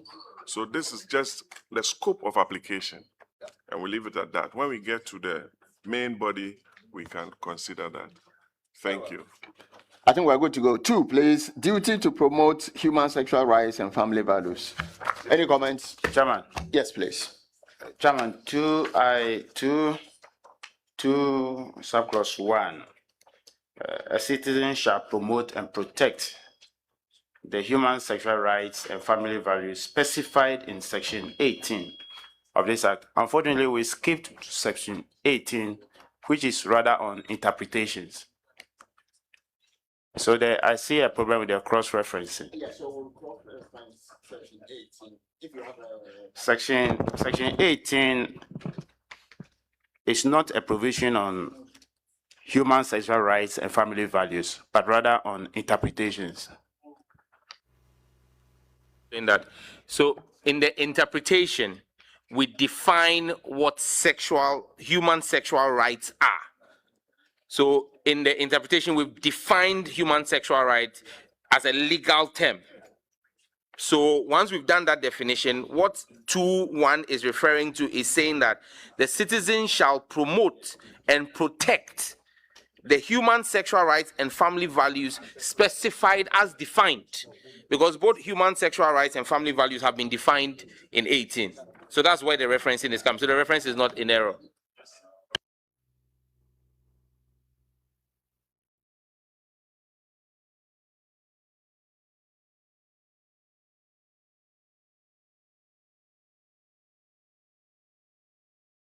Yes, so perhaps what we should be looking at is changing the citizen to a person. A person shall, a person. So let's be consistent so that we take out the reference to citizen and then we'll have person across. Otherwise, non-citizens. Because we lifted this out of the Constitution. Exactly. If you look at it, is I think section Article 39 or so. That's right. So it was from there we lifted, and so that's why we use the citizen or so. But I'm on all falls with you that we can just use a person. Every person, for consistency across the bill. clause makes reference to a person. So let's be consistent. A person, exactly. It says both citizen and a person. Yeah. Very up. You want to invoke the provisions of the Constitution in interpretation and enforcement. Article 1, 2. You have to be a person. Both human and juridical persons. Anybody. So, Chairman, we agree. We agree to the person. So that we avoid a situation where a citizen may be construed to be restricting the persons of people or categories of persons obligated to ensure the promotion of the proper human sexual rights. So here, whether you're a citizen or non-citizen, so long as you're dwelling in this country, you are bound by this act to take steps to ensure the promotion of proper human sexual rights. So we are amenable to the amendment proposed to replace citizen with the person.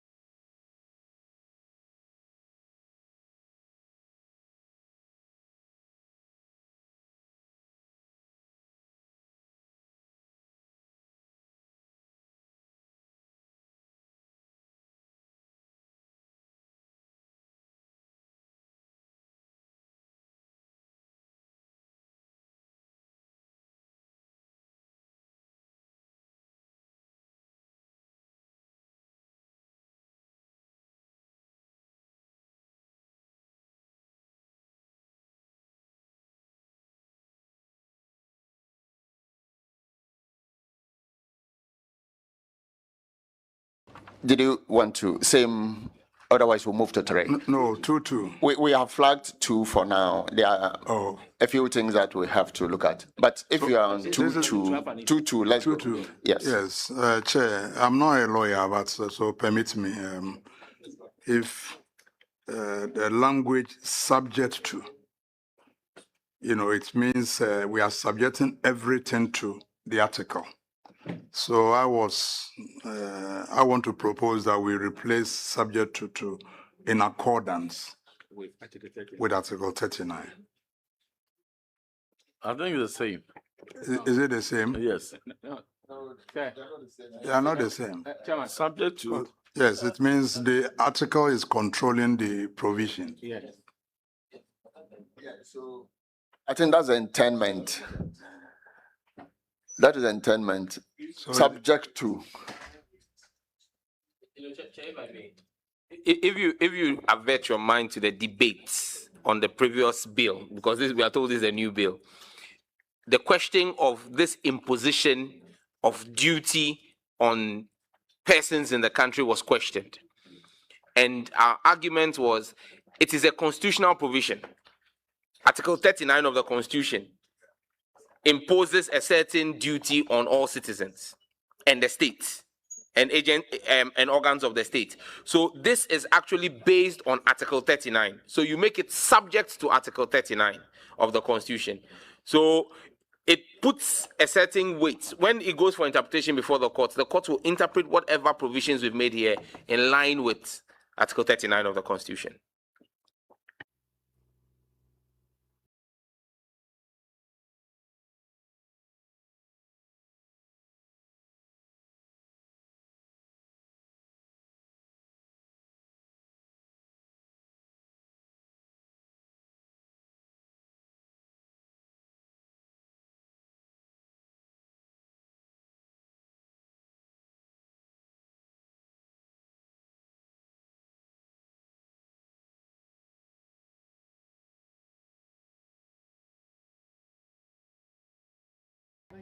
Yes. No, Chairman, my opinion is that the current rendition is proper, in the sense that Article 39 is what enshrines the cultural objectives of this country, and where, if I may refer the committee to Article 39(1), subject to clause 2 of this article, the state shall take steps to encourage the integration of appropriate customary values into the fabric of national life through formal and informal education and the conscious introduction of cultural dimensions to relevant aspects of national planning. It goes on to indicate the appropriate customary and cultural values that must be adapted and developed. And we are saying that this bill is a very sensitive cultural bill, which must be subject to the cultural objectives enshrined in the Constitution, specifically Article 39. And so this is a proper rendition for the purpose of through a legislative process instilling a proper customary value. Ralph, thanks so much. Let me take advice from legislative drafting. Senator, subject to, in accordance, or federals, which one should we adopt?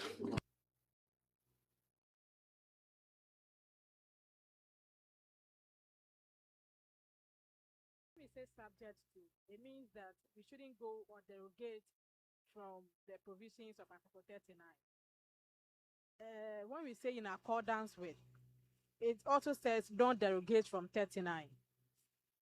It's the same thing in this regard for me. Yeah. I'm even of the view that instead of making it specific to subject to Article 39, we can say subject to the Constitution. And my reason is that if you go to Article 11, we also have the laws of Ghana, which includes the customary laws of Ghana as pertains in the various customary areas. And those customary laws are not listed in the Constitution. They're not in the Constitution, so that means they're at large. So you have to look at the customary law that is consistent with the Constitution, and then you can add all of that to this. So you can say respectfully, that subject to the Constitution, the following page, then we can proceed from there. So we'll make, so any constitutional provision that we have not mentioned is deemed to have been referenced. Okay, so the subject really, you have just had a different dimension of other, I'll be with you, Sam, of other provisions in the Constitution that may be covered under this. And I entirely agree with you. What we are debating now is whether it is subject to or in furtherance of or in accordance with. And so, but I think generally, absolutely. Yeah. Chair, respectfully, if you go further in clause 9 and 10, we make reference to the Constitution and say subject to the Constitution. So both 9 and 10 are subject to the Constitution. So for uniformity and consistency, I'll agree with Acting Ranking that we should change 2-2. Instead of saying subject to Article 39 of the Constitution, just say subject to the Constitution so that it follows through the entire provision. Because if you read 9 and 10, we also make reference to the Constitution, but we don't make specific reference to which article. So we can just make it subject to the Constitution across the entire bill. Yes, but generally, when we craft any law, it is subject to the Constitution anyway. So if you now say if you now specify, so we specify clauses in the Constitution and subject to that. But when we generalize it and say subject to the Constitution, as if some laws are not subject to the Constitution. Chairman, that's why I agree with you, that the entire exercise we are undertaking is subject to the Constitution. However, we may come across certain specific provisions which relate to certain specific articles in the Constitution, and it is well in line that you make such specific reference. And in this case, we are trying to invoke the cultural objectives of the Constitution, which is enshrined in Article 39. So there's nothing wrong with specifying the specific reference and indicating subject to Article 39 of the Constitution. So should we add Article 11 to? For the avoidance of doubt. Should we subject Article 11 to? Chairman, I think I'm amenable to that.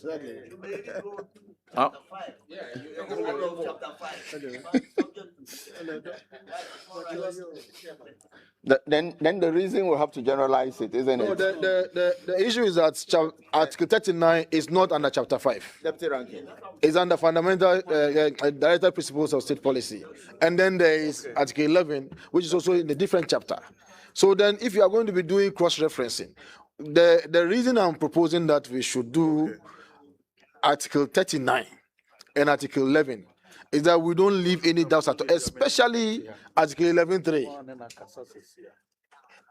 That is on the customary law. Yeah. That is on the customary law. Yeah, that's fine. Yes. Article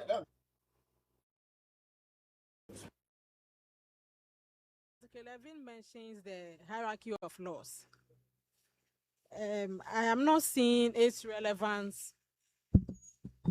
Thank you. I'm not seeing its relevance to the provision under discussion because we are looking at the duty of the state to promote the cultural values. And we are referring to Article 39, which imposes that duty on the state.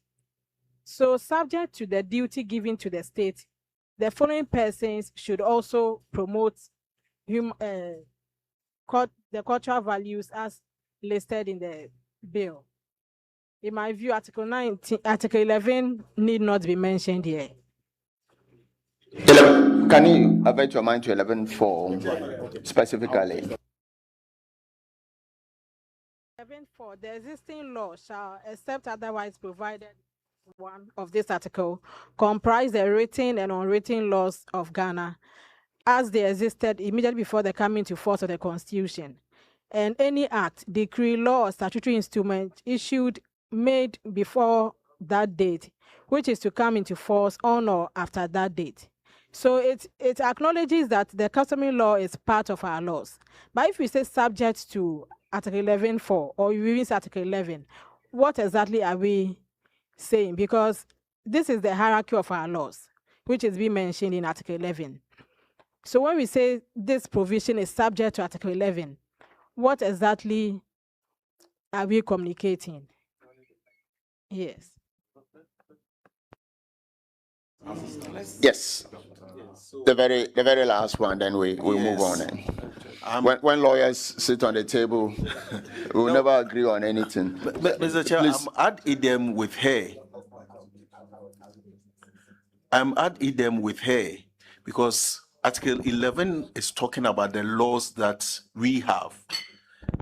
It is, yes, the hierarchy of laws. So even if this law is within those laws, so we need not mention it because these are the laws that we have. 39 is a different thing, talking about making sure that we do this and this and that. So we need not mention Article 11 in here.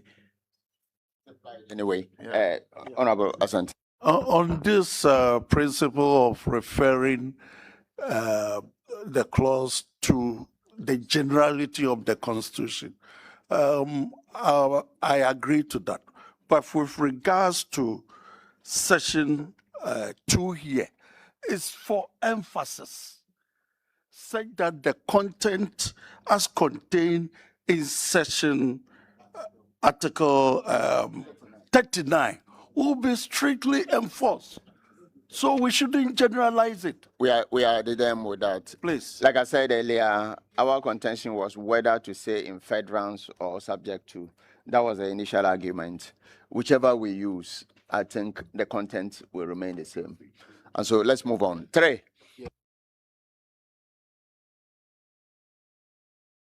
Chairman, 3 will have the consequential amendment we have done that you mentioned on relative to intersex. Under 3 what? That's going to be under 3F II and 3G II. And even 3C. 31C, 31F II, and 31G II.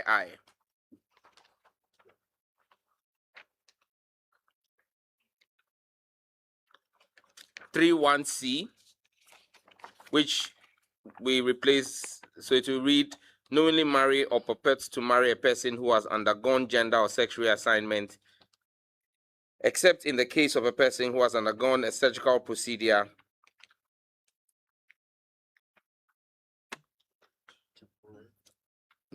You see, the issue is they don't want us to use the word correct intersex.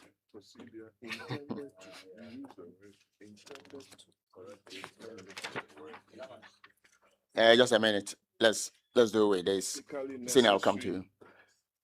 Sam, do you want to repeat that? So it will say, knowingly marry or purport to marry a person who has undergone gender or sex reassignment, except in the case of a person who has undergone a surgical procedure.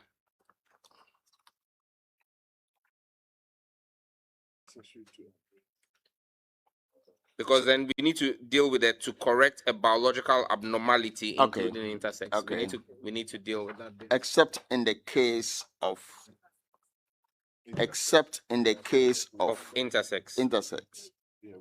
And then we end there. Yes.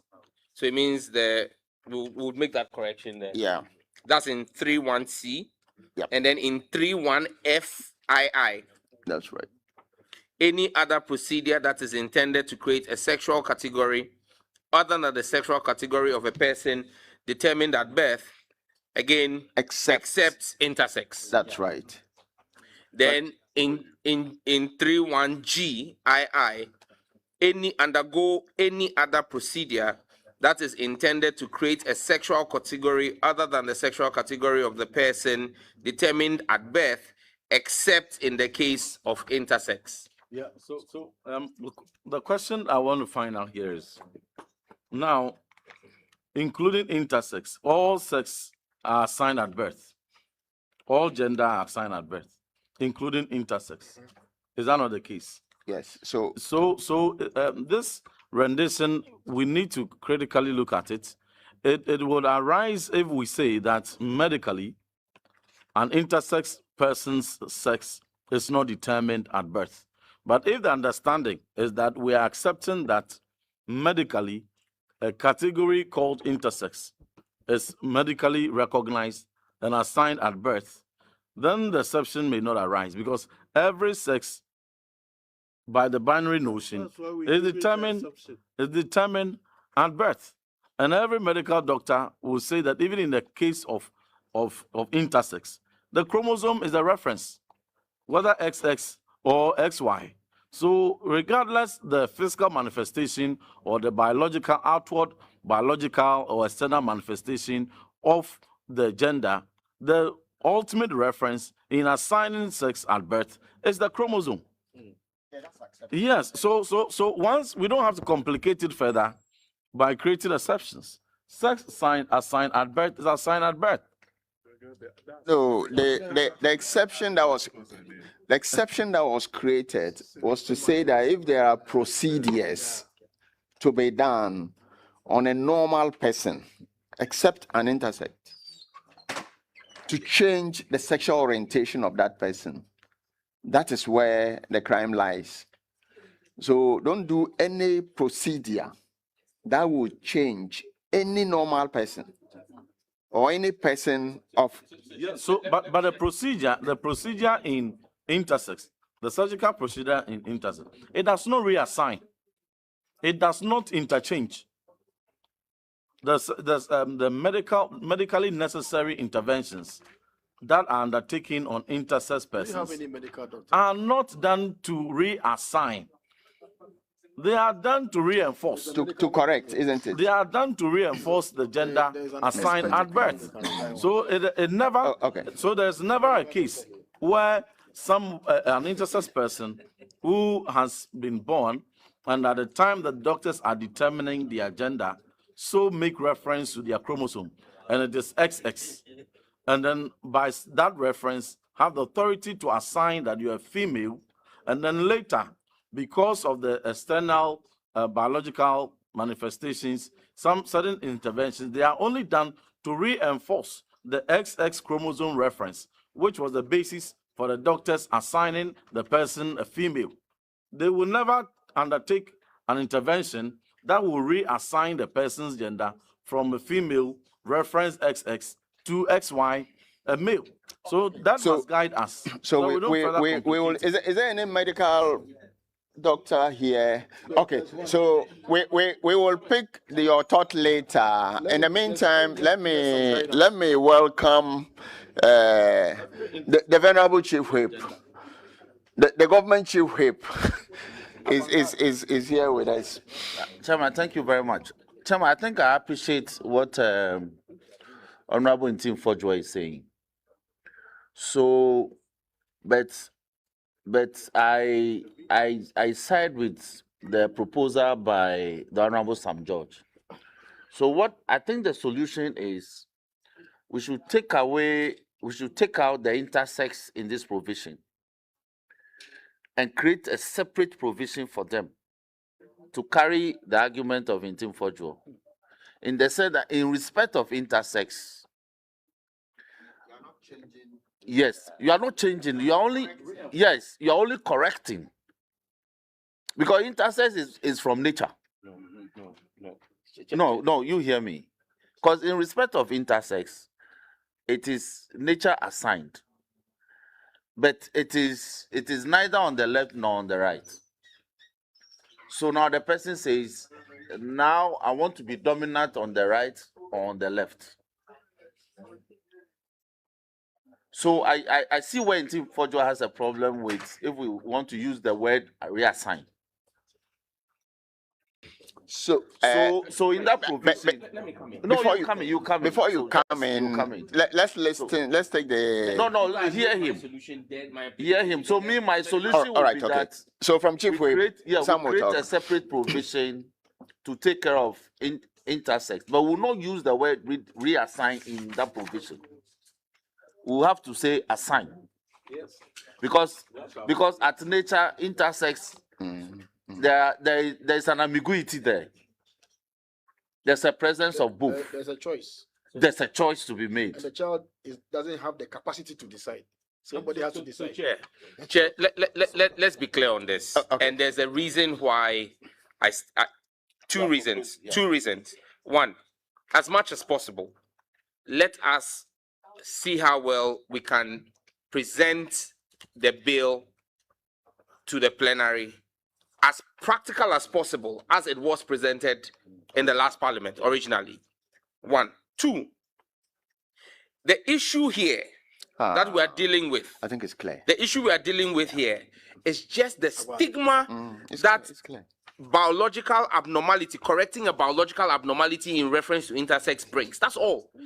Because you see, when you talk about the surgery, and that's where I vary or differ from my brother and colleague in Team Fojo. When you talk about gender reassignment, it is not a one-off surgery. It's a series of surgeries, similar to what may happen with an intersex person who is carrying out surgeries as well. Because when you have a man who is transitioning from being a man to a woman, and that's a gender reassignment surgery, it is not one surgery. There are a series of surgeries. So, for example, if you had an intersex person whose dominant chromosome and all the tests show is a man, but has developed breast like a woman, and that person is going to do corrective surgery on the breast, that may not be done in one go. It may be a series of surgeries and treatments. But that same process is also going to be legal for a woman who is transitioning to a man and reassigning her gender, who wants to lose her breast and also go through the same treatment. Now, what this provision says is that that practice is illegal except for an intersex person. Because you can still have the same kind of treatments that an intersex person will go through, that someone doing gender reassignment will go through. And so that's why you should not take this out, because then it defeats the intention of criminalizing the procedure, which is what this bill is seeking to do. But we are accepting similar procedure if it is requisite for a person who is intersex. I don't know if you get the distinction. Chairman, we are adding them on this. But myself and Honorable Sam George, we are speaking, and Honorable Dafiamepo, we are speaking the same language. But what we are saying here is that, yes, we recognize that there may be the need for medical interventions in correcting certain external features of a male or a female. Here, the primary reference of our definition, sex, when you go to interpretation, says sex, which is the fundamental definition around which every other provision, emanates, says that sex means the binary categories of male and female or chromosomal composition at birth, and excludes any non-binary category. So what we are saying is that we are assigning the responsibility of determining sex at birth, and the medical authoritative reference is chromosome.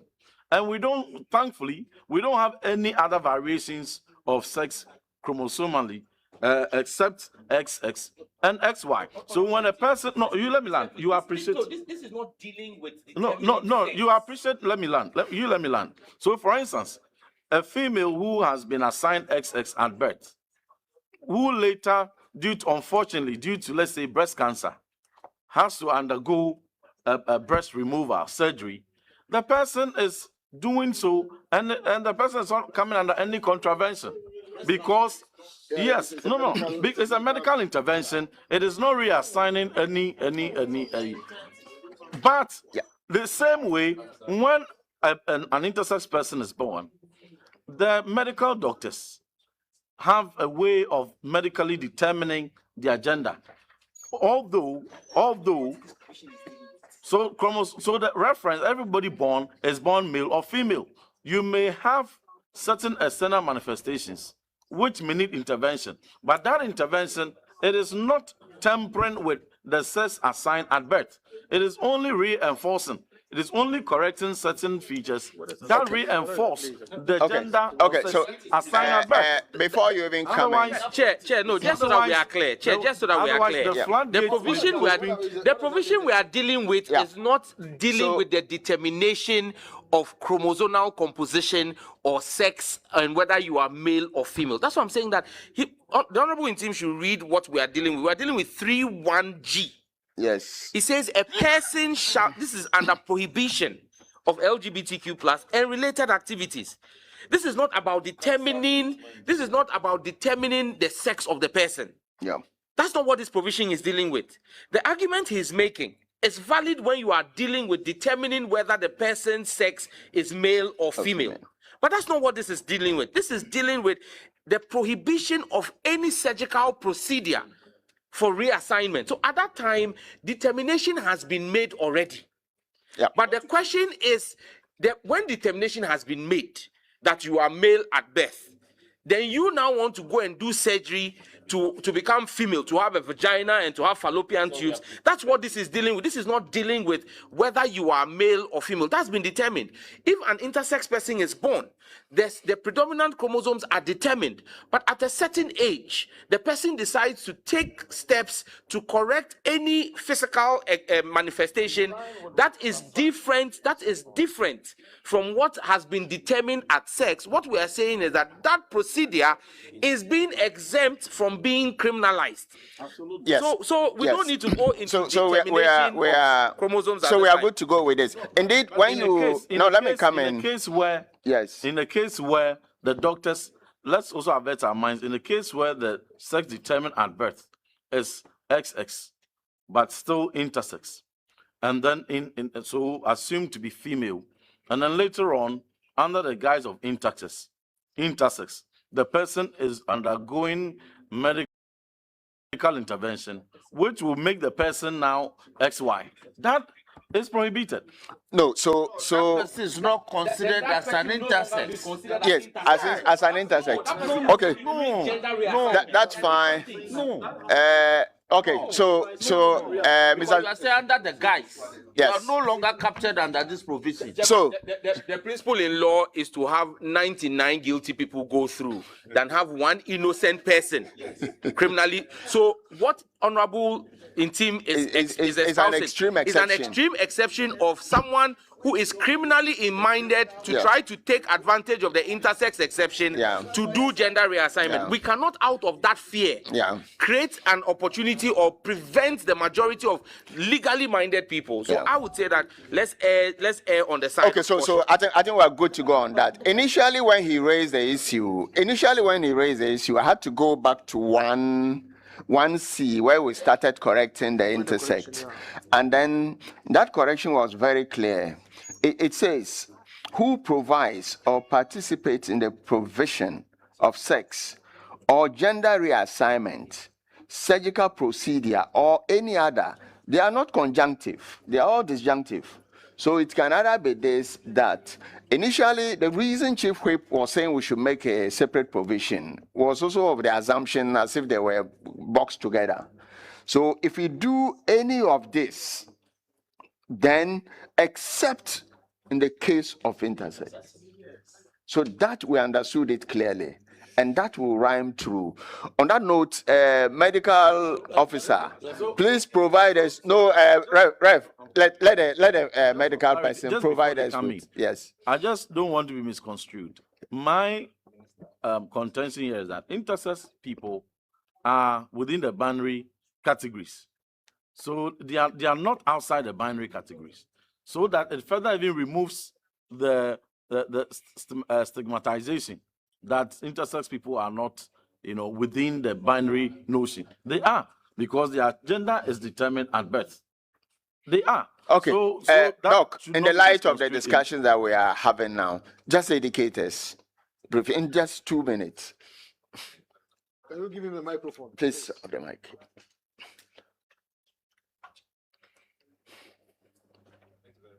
So now your microphone is not working.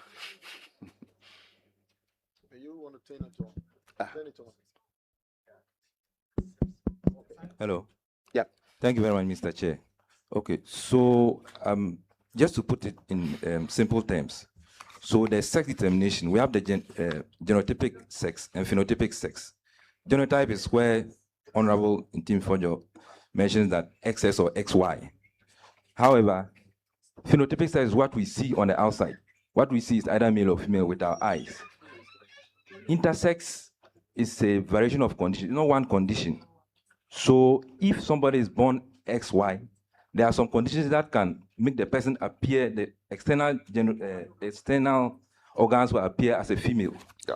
So such a person, if he's diagnosed as intersex, those procedures are not sort of gender reassignment. They are for treatment, for medical purposes. That's right. So such a person is being treated. That's where the exception comes in. Okay. However, if the person is XY, everything is male from outside, from inside to outside, and grows up and decides, okay, me, I want to turn into this. And that's where the other one comes in. So once we make the exception that intersex is exempted, it means that the person is first of all diagnosed as intersex, and then whatever necessary is done for the person. So that person should be exempted from the others we are talking about. Thank you. I think very well. Exemption is not in doubt. Very well. Exactly. That's what Yeah. I'm just saying, except what we are saying, reassignment. That is where. No, so reassignment, it's a disjunctive. It is this or that. So whichever is applicable to the intersect is what we will use. Three. I need a clarification, just for educative purposes. Yeah. You can have a situation where someone is born at birth, but it's not determined, to the extent that they may have to perform some surgical, most often they are females, just to open. It's a biological procedure, all right, just to open some parts in order to let it be defined that it's a female. You get it? When you undergo such a procedure, my worry is taking out undergone surgical procedure is a problem, because when you look at 3C, knowingly marry or purport to marry a person who has undergone gender or sex reassignment, except in the case of intersex. But someone can be in a situation that I just explained. It's a medical procedure, all right. So holistically taking out medical procedure is a little bit problematic. Let me address that, Chair. So in the situation that the honorable member has explained, a female is born, but may have, and with the greatest of excuse, the vaginal pathway is not. A person is born, and the person has been determined by chromosomal checks to be a female, but maybe the vaginal pathway is blocked or is born sealed, and so an opening is done.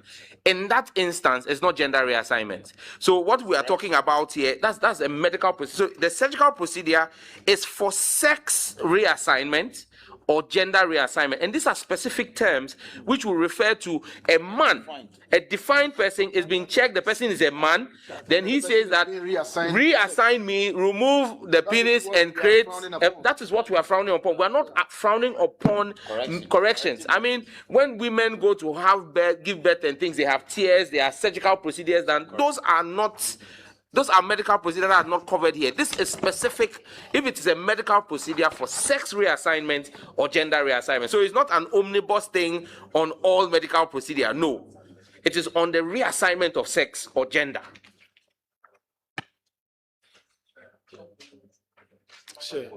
Yep.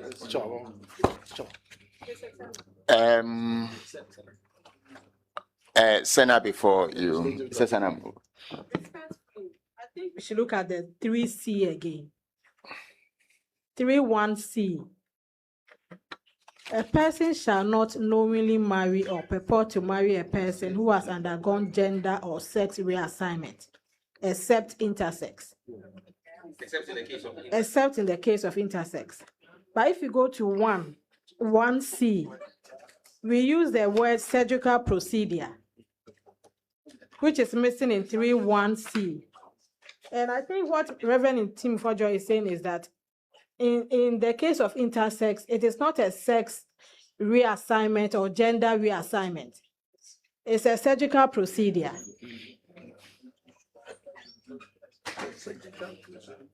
I think I have my challenge with this. Let me respond to Senna. Senna, in 1C, Because you can't marry an intersex. you are only speaking about all the people.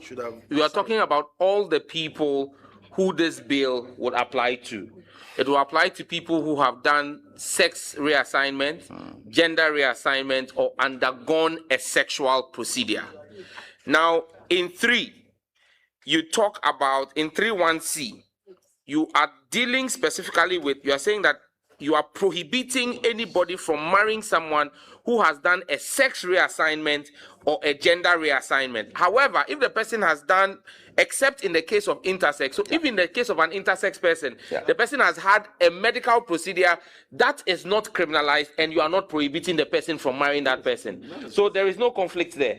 Because in 3.1c, what we are saying is, you can't marry somebody who was a man and has transitioned through gender reassignment to become a woman. That we will not recognize. Mr. Chair, I think that I want to go back to the proposal by. Is that the same or yeah, the same thing. It's the same thing. It's the same thing. Before, okay. So the proposal by Honorable Sam George, when we were considering 1C, may be very, very helpful. Where he proposed that a procedure medically necessary to address innate variation in sex characterization, including intersex. Now we are saying that a person shall not knowingly marry or purport to marry a person who has undergone gender or sex reassignment, except in the case of a person who, and then we insert your medical term there. It may not run through, but it may be a one-off or where necessary, we insert it. I think that we have to consider something. So this is one good example of a place where we should be specific, because you can't marry an intersex. You can marry an intersex, but but you see, the issue is that the person may have changed, and then we are considering a person who has been reassigned. There are intersex people who are married. I'm saying that we are looking at a situation where we have to go back to your definition, where the person may go through. Are we saying that an intersex is okay to marry any other person? Yes. You think with the person's sex variation. The person is fine. So long as their partner is okay with that manner, it's a decision that they will make. Otherwise, we'll be compelling the person to undergo the procedure. To make a procedure. So that's why I think that we should leave it this way. So with avoidance of doubt, we are carrying the public along. With avoidance of doubt, this bill, in the previous and in the present, it is not seeking to target intersex. It is not seeking to deny intersex any marital privileges or sexual privileges. And that is why we also recognize the special categorization and the interventions that medically necessary. The reason we are exempting them at various stages. The reason we are exempted. So they are exempted. The contention we are giving here is my argument was to further even enhance the removal of stereotypes, so that people do not see intersex people as attaching stigma. Absolutely, because their sex is determined at birth, and then as they go on at various stages, certain interventions medically are necessary to reinforce that gender. Okay, that's fine. Let's move on. What would you define as a non-binary as part of your 3EIX? 3EIX. Yes. It's been defined in 18. Non-binary means a sex categorization other than male or female. Because there are people who today in the LGBTQ community hold out not as a he or a she, but as an it or as a they. Some people recognize themselves as objects. They don't want to be categorized. Binary definition of gender is male and female. There are people who say that they are neither male nor female. And so we are holding those people, we are prohibiting such expressions in Ghana. So that's what we mean by non-binary. VIII, an ally. Ally. Ally. An ally are those who. An ally. does that include a health worker? So read your definition. Yes. Yeah. So an ally is defined as a person who produces, procures, markets, broadcasts, disseminates, publishes, or distributes a material with intent to promote an act prohibited under this act. B, evoke the interest of a child in an act prohibited under this act. Or C, teach a child to explore a gender other than the binary category of male or female. So, for example, if you have a health worker who is actively prescribing testosterone to a woman to help her transition, that person is carrying out an act that is promoting an act prohibited under this bill. So, or a teacher who is teaching children that it is okay for a boy to fall in love with another boy or a girl.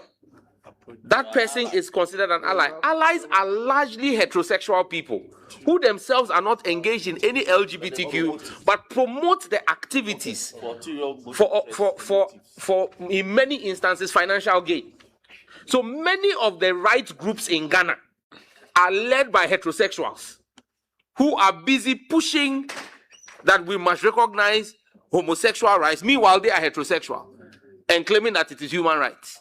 So allies are a category of persons who themselves may not be practitioners of any of the prohibited acts here, but are promoters and encouragers and facilitators of the acts we are prohibiting. That's the most. They are abettors.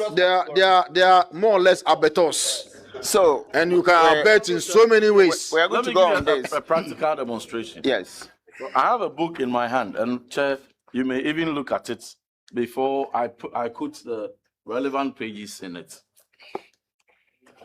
The book reads Physical Education and Health, Ministry of Education for Senior High Schools, Teacher Manual. Please turn to page 3. Let me help you. No, let him explain. No, this book this has drawn. No, it's still in the system. It's still. It was introduced in 2020. No, it was introduced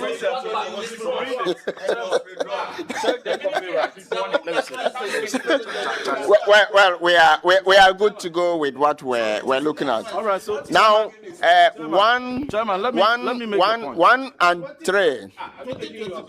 Chairman, let me make this point. Chief Whip, you're out of order. Let me remind members that this is Parliament. You are in charge. Yeah, that this is Parliament.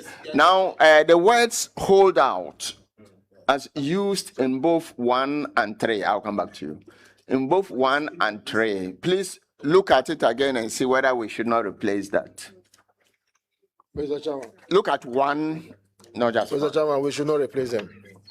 We should keep them. 1A, a person who holds out us. Promoters, a person who holds out us under 1A. Then if you come to 3E, 1E, holds out us. Why would we not just go straight and say a person who is, rather than holding out? Chairman, no, hold out is not speculative. That is what they actually do. So please explain. Now, the contents of this bill essentially is a replica of the law that we actually passed that didn't get assented to. My fear is that if we tinker with a lot of the provisions and we get back to the floor, because what we took to the floor in the original bill was what was reduced to what we have now as a primary product. So my fear is that if we water down these crystallized clauses and we go back to them, it's the same people essentially. We will still look at holding out. A person who holds out. No, hold on. And a person who is, because that's what we want to do. I remember this provision very well. It was debated for like 3 days. Eventually, he was the leader of the house. I think this language came from him. I recall very, very well. So I pray that if we think out of it and we go back, it will survive. Otherwise, then it may be reverted to Holding out. Who has a different view to holding out instead of who is? Mr. Chair. Yes. A person may hold himself out or may be held out. Now, the danger is that a person may be held out as a lesbian or gay, and the person is not. Yes. But in this case, it's the positive acts of the person.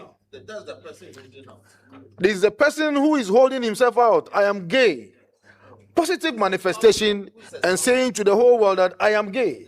So if you don't leave it this way and you leave it to the good or bad judgment of people to hold people out, you may be holding out the wrong person.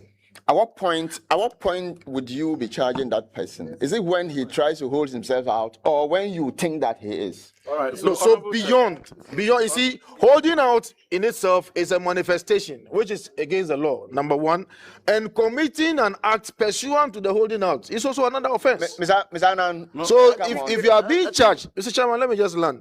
So the person may be charged on 2 counts: 1 for holding out, and 2 for engaging in an act which is also pursuant to it. You see the point? That's fine. So let's just to support him, Chairman. Currently, one of the biggest challenges we have is people who are on social media holding themselves out as 1 or 2 of these expressions and publicly doing manifestations. The law is saying that, and with holding themselves out in that mannerism, are actually encouraging and influencing people on social media to embrace that. We must be able to hold such individuals responsible for that public expression.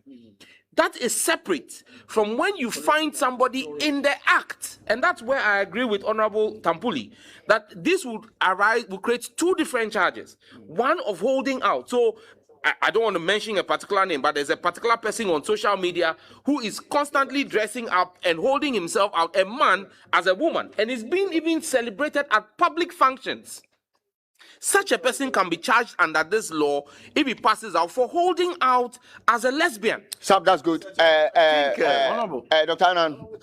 I think if we don't take care, we make things look so broad, and this law must also meet the criminal test. I mean, the principle of criminality and what amounts to criminal culpability. The 2 must go together.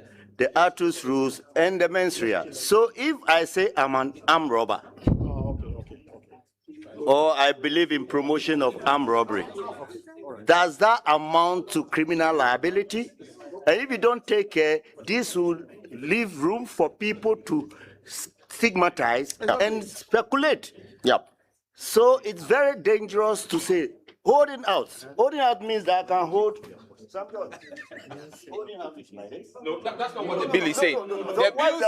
The bill says a person shall not hold out. So you do not hold me. I hold myself out. Not holding you. Holding can be your dress, your appearance, the way you the gesture. All right, so let me explain. Chairman, let me explain and make this is Parliament. In Ghana today, there is a gentleman whose video has been there's a gentleman for whom a video was leaked and an altercation between himself and a male lover of him came up last year, a gentleman known as Educator. Now he can be charged on the basis of the video of male and male intercourse. That is a different thing. But aside from that video that came out, that individual holds himself out and promotes homosexual activity on his social media page. That person is holding himself out. So there is an act, and there is the actus rules and mens rea can be determined from his activity. So you take his activity on social media, his public commentary he has made where he admits to what his sexual preferences are. So you can't make that statement. So he's not allowed to make that statement. It is not just about making the statement. That the actus rules then goes to what has he been doing. The statement is an evidence of the mens rea, the thinking. But the actus rules is in what has he done to actualize the statement that he is this. So then those two, so those two must go before you can ground a cause of criminality. So take for instance the example Dr. Anand gave. I am an armed robber. I hold myself out. Yes. Tomorrow I'm going to rob. Yes. Or no. Yes. No. Yes. So if it says it's not enough to say you are a murderer. That's right. I killed this person. That's right. But you must show that you killed the person. That is a reason you must not say holding out. Fine. But you see, offenses are not the same. All right. This particular offense that we are doing, it is not like any traditional offense that we have known. Hold out. No, please, hold out. please. That's what and we are saying that holding out as a murderer will not encourage people to become murderers. Holding out as a lesbian, because of probably your social standing, it may create a certain impression that it is okay, which in fact is against our cultural norms. So we must look at this offense like on a case-by-case basis. Let's not try to generalize and say that, yes, I agree with you. If the fact that you say you are a murderer doesn't mean that you are a murderer. All right. You must murder before. We are done with you. Fifi. Thank you very much, Fifi. Chairman. Thank you very I'll much. take 3 more on this and Thank then you. we'll move. Yes. Chairman, this is... I'll come to you. Oh, yeah. This law or this bill we are looking at is criminalizing an act. It's criminalizing an act. And in our criminal jurisprudence, Mr. Chairman, if you say somebody is a thief, it means you have judged that person. We are not practicing the inquisitorial system. It is the adversarial system.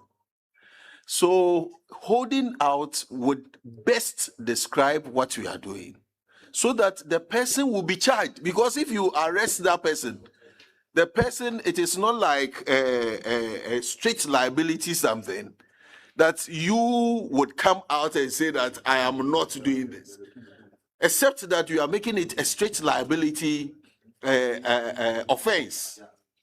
But if you are not making it a strict liability offense, then the holding out, I believe, is perfect to fit in.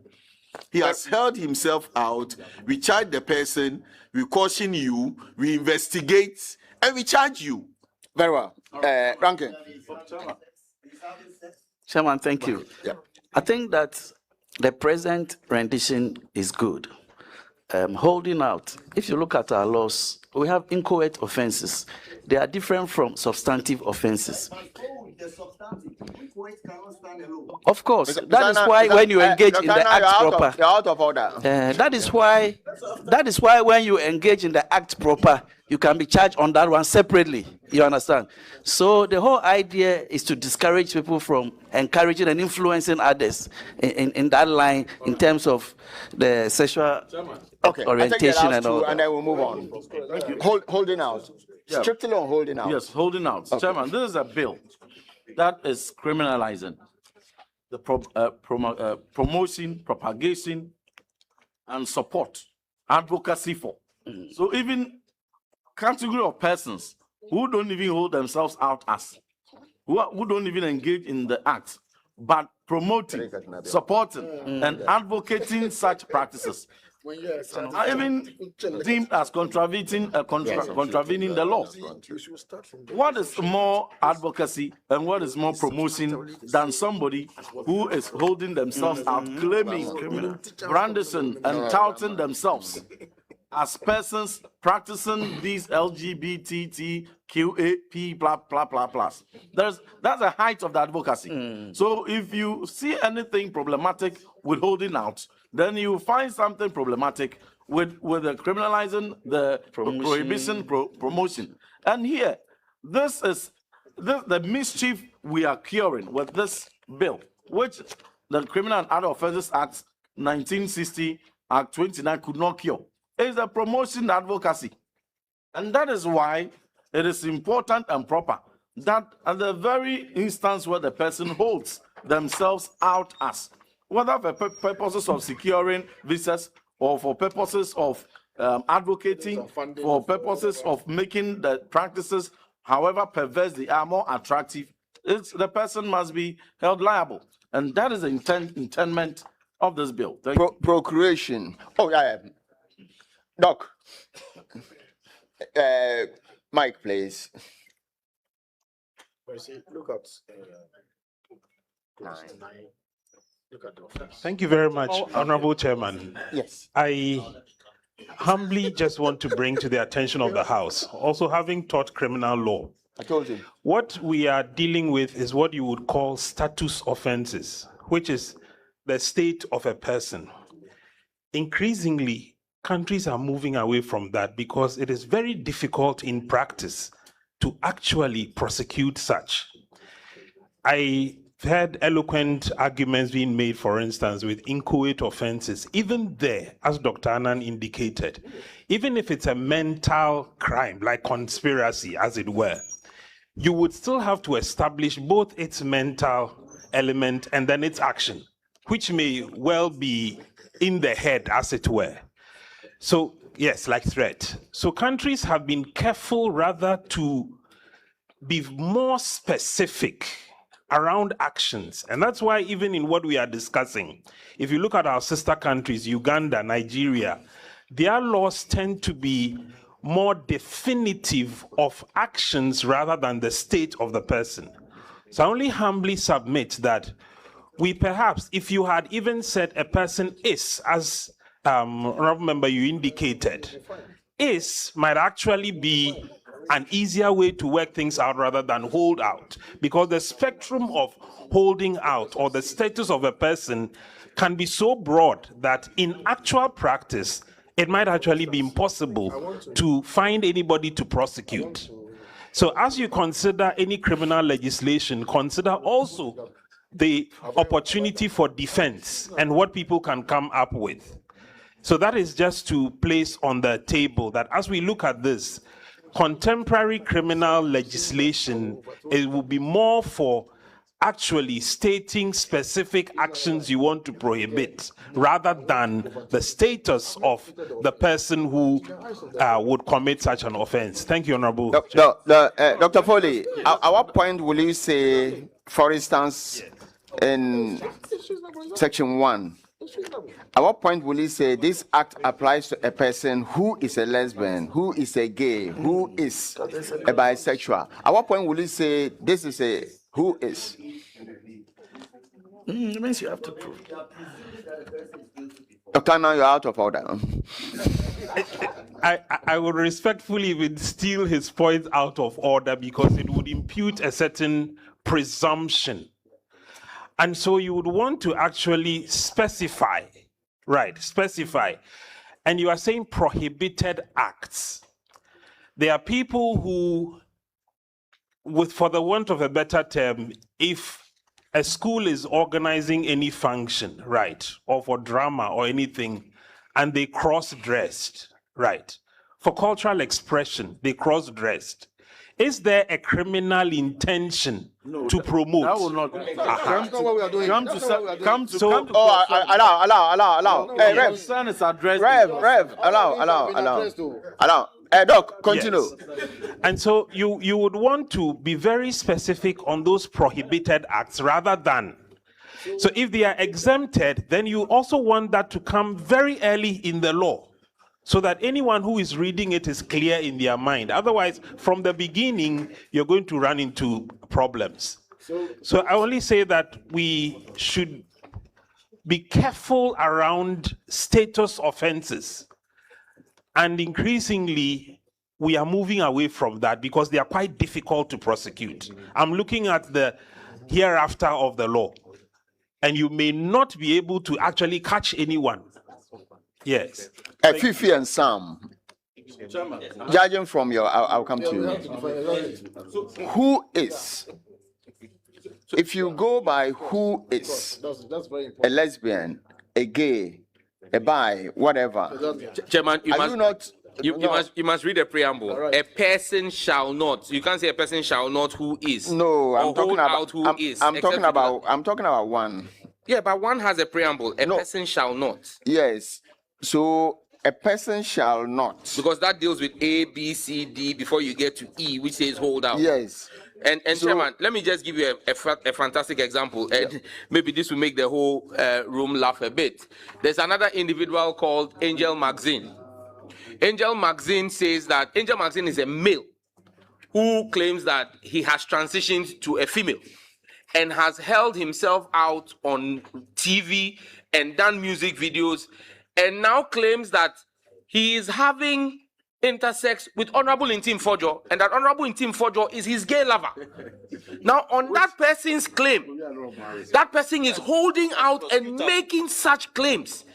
Tell me how we managed to prosecute these ACP Agodro and others on the basis of a text message in a WhatsApp group that was a conversation that we were able to find criminality and prosecute. But why are we saying that someone like this individual who has gone out to hold out and is even making such claims, we are saying we can't hold the person is not holding, and that is not prosecutable? Chairman, my name has come up. It is important I respond. Mr. Chairman, I want to state categorically, I have never been gay. I have never been any LGBTQ. You don't have any friends. I have no intercourse whatsoever with Angel Maxine in her old or present life. No, it's important. In her old or present life, as contrary to her claim, contrary to his or her claim that she has had some perversive intercourse with me, I've never engaged in any sexual intercourse apart from what God created between Adam and Eve. And to state that the concerns that Doctor and all my friends have raised is addressed in Clause 7. Here, we for the purposes of this act, grossly indecent act means public show of romantic relations between among persons of the same sex, public show of romantic relations between or among persons where one or more of the persons have undergone gender or sex reassignment or cross-dressing to portray that the person is of a gender different from the gender determined at birth, but a catchword here. Are they holding out? No. With intent to engage. So that is addressing those concerns that people who cross-dress for cultural purposes, there is no intent. But the person who is claiming, self-confessing, posting videos and acts, and identifying clearly beyond a doubt that they are LGBTQ, who fills a form with all fidelity and indicates that they are LGBTQ for whatsoever ulterior purpose, has given sufficient prima facie grounds for which they should be liable under this act. If we fail to uphold the holdout, then what is the foundation of the mischief we are trying to kill here? Thank you. No, so for purposes of Clause 1, where the act applies to, should we be applying it to holding out chaps? For the purposes of this act. Yes. Should it be applied to persons who are holding themselves out or to the real people? Chairman, the one who is holding themselves out have even allow others to also contribute. Gone beyond. Mr. Chairman, I've gone beyond being. Please, Kofi, come in. Mr. Chair. Kofi, come in. Mr. Chair. No, a minute. Kofi, come in. Mr. Chairman. Yes, please. Mr. Chair, I hold a privileged position. No. Mr. Chairman, I hold a privileged position in this committee. I'm in leadership.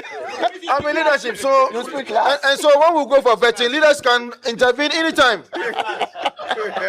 Leaders should be able to intervene at any point in time. Let the table come first before leadership. Mr. Chairman, you have to give me that privilege. Kofi. Mr. Chairman, yes. If we want to look at this qualification as in people are, then obviously we will not get anybody, because with the natural definition of sex, gender, there is male, female.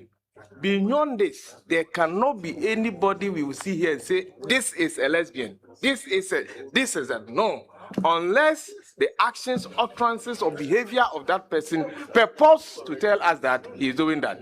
So I think holding themselves out Unless, of course, probably the rendition here, this act applies to a person who holds out as. That is where I have a problem. But you say who, if we can say who holds himself or herself out, because we know that every human being, the sponsors have told us, is either a male or a female. So if any person holds him or herself out as being this, then we shouldn't be looking for it, because it would never happen that somebody will become a certain gender called lesbian, a certain gender called bi, whatever.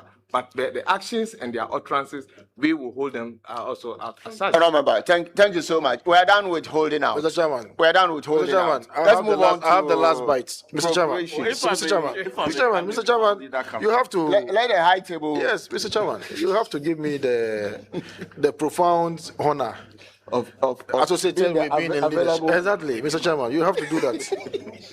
Mr. Chairman, we have to be conscious of this fact that what we are dealing with here goes beyond the act itself. The most potent crime that I see is even way beyond those who commit the offense. And that is why you find under clause 11 or clause 9, for instance, a person who contravenes subsection 1 or paragraph 1 commits an offense and is liable on summary conviction to a term of imprisonment not less than 5 years and not more than 10 years. Now, if you look at those who commit the offense, the sentencing regime under this one is even more than those who commit the offense. Because if you hide in your room and go and engage in any sexual activity, nobody is going to see. And you are not likely to corrupt anybody. But it is an outward manifestation that we must discourage more than even the performance. Because nobody, even those who are engaged in heterosexual sex, do they come and do it publicly? They do it in the comfort of their homes. Hold out. Please, let's continue to hold out. Let's hold out. Let's hold out the holdout. Senator, tell me your views on it. And Chief, we will have the last one. I think it will be more difficult to find somebody who is a lesbian. You have to prove even more than one sexual activity, because you are saying the person is a lesbian. Proving that will be very difficult. But the person who holds out, who expresses, who represents that he's a lesbian, that will be easier to be a starting point for investigation. Chief Whip, very last one. I've been hoping that Senna would have defended this matter long ago. Because this matter, this holding out, was Chairman Abuzu's expression. And he defended, that man is... And Senna helped him. Senna was in the meeting. Che is a Westmead. He explained the holding out in English. So yes, because we are using English. We are drafting the law with English. Yeah, he trained me and you. Yes. So he trained us. Precision. We brought all sorts of things. Eventually, when he used the phrase holding out and explain it, it was okay. It was okay, because you see, it's by conduct. The things you say, the things you write. That is where the promotion comes from. That is where, you see, you are dangling the carrot. That's where people get attracted. Okay, now you have made reference to Che. We can leave it that way. Because he trained you and I on drafting. Very well. So we can move on to 4 now. Procreation. I have something on 3. Okay, so on 3 again, but not on holding out. No, from this holding and out. you. Yeah. So 3, A, B, and C. 3. A, B, and C. So if you take 3, A, for example, for the purposes of this section, sexual intercourse occurs where a person penetrates the anus or mouth of a person of the same sex with the penis of that person or other device. So my concern is with the other device. So if a health worker penetrates the mouth of another person with The intention is not to commit an offense. Chairman, Yeah, Chairman, so if I may respond to no, that. No, let me land. Other than Let me land. Let's because so that we don't even go further. If you read that, you read it with the end for sexual gratification at the end of D, because it's a whole thing. You must read it in whole. So you read it, it will say, for this purpose, for the purposes of this section, sexual intercourse occurs where a person penetrates the anus or mouth of a person of the same sex with the penis of that person or other device for sexual gratification. That's how to read that whole clause. For sexual gratification. So from sexual gratification. from the C, preambular statement, it carries A, B, C, so D, a medical practitioner and doing what they are doing will not get sexual gratification. Chair, I'm okay. Yes, very last one on 3. Thank you, Then we Chairman. move on. Let me make reference to the same provision. That is Yes. clause 3, subclause 3, D. Chairman, just like Honorable Sam George said, the D, the phraseology for sexual gratification, the intent is clear that it is applicable to all the sub-provisions here. But as it stands now, it doesn't look so. I think that there must be a semicolon after D, the word animal, so that it will demonstrate clearly that the phrase, Very well, very well. there must be a semicolon. Or Yes. even alternatively, for purposes of this section, sexual intercourse occurs where a person, for purposes of sexual gratification, then you come with A, B, C, D. No, these are- There's a controlling. These There's a are- controlling provision that These are holds. These are drafting issues. Senate has taken note. To the top. Yeah, so it comes to the top and then to control. 4, procreation. We will break for lunch at 2 o'clock. Before that, we want to do 4 clauses before we go for lunch. I'll control that, and we will have to go by that. Okay, so 4. Yes. You mean we'll end at 4? No, we'll do 4 more clauses. No, Mr. Chairman, you cannot determine that. What do you have? Mr. Chairman has the power to determine that. Mr. Chairman, you don't have the power to determine that. You're out of order. It's challenging the authority of the chairman. Yes. So 4. Are you on 4? I just want to bring us. Please 4. It's going Are you on 4? No, you can arrest it when we go 3. past that. Otherwise, when we go for second reading. When we go for second reading, you are arrested. Because, Mr. Chairman, I was looking at, as a lawyer, I'm looking at it with a defensive. Which one are you looking at with a 3. 3.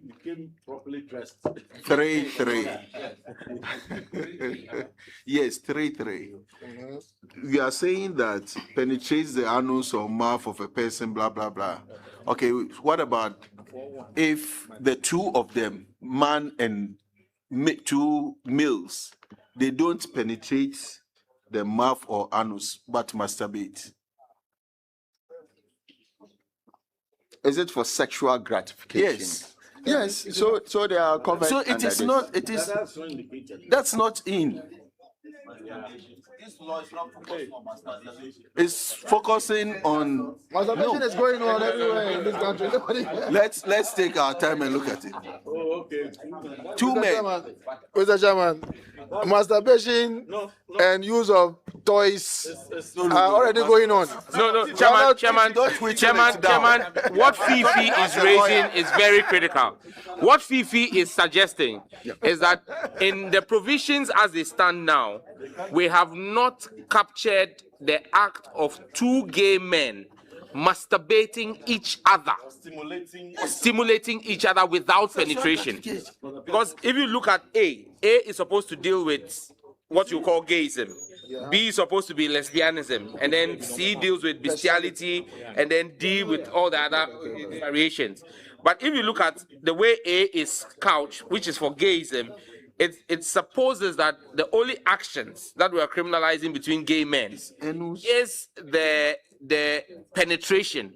But you see, if you look at the female one, what do you suggest? So it will be stimulates stimulates or penetrates the anus or mouth or any other bodily parts of a person of the same sex. That's all. So I'll take it again. Stimulates or penetrates the anus or mouth or any other bodily or maybe reproductive organ. So then we have to define stimulates. No, stimulate is already used in the B. So let's define it for effects. You understand? It's very important. Sexually stimulate. Exactly. Sexually stimulate. Let's be very. So stimulates or penetrates the anus or mouth. Sexually stimulate. Yes. The gratification is in the stimulation. Yes. The gratification is in the stimulation. It's innate. Yeah. So want us to take gratification out. No. Where what I was talking about is just about not. It is going to. Vivi, can you couch it for us? Let's see what rendition. If you. Yeah. So what he was saying, I was following. If you go in line with it. He appreciates your point. So please. I said so go ahead. Stimulates or penetrates. Sana, take note. Stimulates or penetrates the anus or mouth or any other bodily part of a person of the same sex with the penis and hand or mouth of that person or other device. What about tongue? The tongue is in the mouth. The tongue is part of the mouth. The tongue is part of the mouth. So it will be, because right now, if you are doing what he's doing in the first part, you have to fix the second part. Because if you leave only the penis, then it doesn't capture. So it's the penis, mouth, or hand, or any other device. Yeah, that's all. Okay, so my issue is that A, B, and C, we haven't used stimulate. So it will now control the rest. Okay, the stimulating B. So to Senator, to be consistent, you use stimulate or penetrate. Yes, throughout. A, B, C. Yeah, for A, B, C. No, it's at the end there. Where a person for personal sexual gratification. If you qualify the stimulation with sex, sexually stimulate to modify the gratification. It applies to all. Okay, so we will leave that for drafters to couch. I think she's gotten there. Yeah. The intent is the activity. About gratification, if both a means and an end. So it's an ongoing and then a terminal process. Both the means and the end. Very well. Senator, please couch it, and then before we leave, you will let us know how you've. Four, please. Procuration.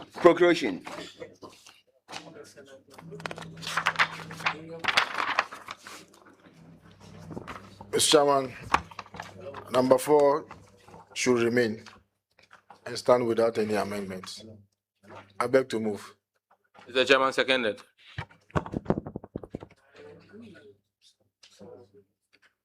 Mr. Chairman, on your behalf, we'll go to number 5. No, so let's procreation. We'll finish it, Mr. Chairman.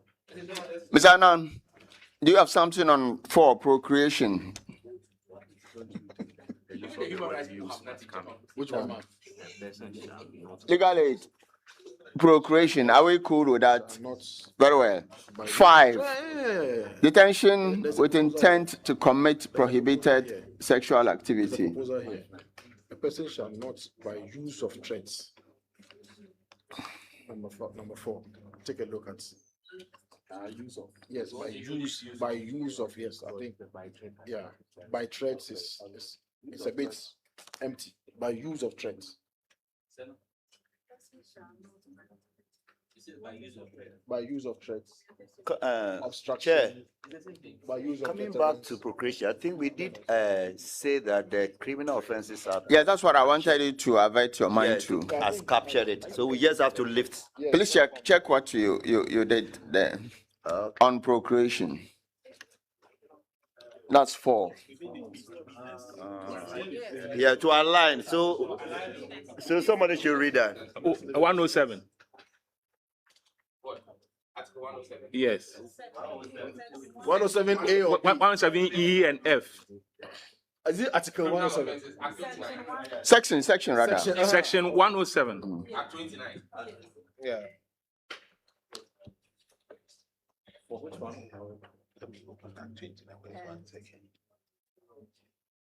You want to lift that into Procreation. No, we want to align. Or is that not?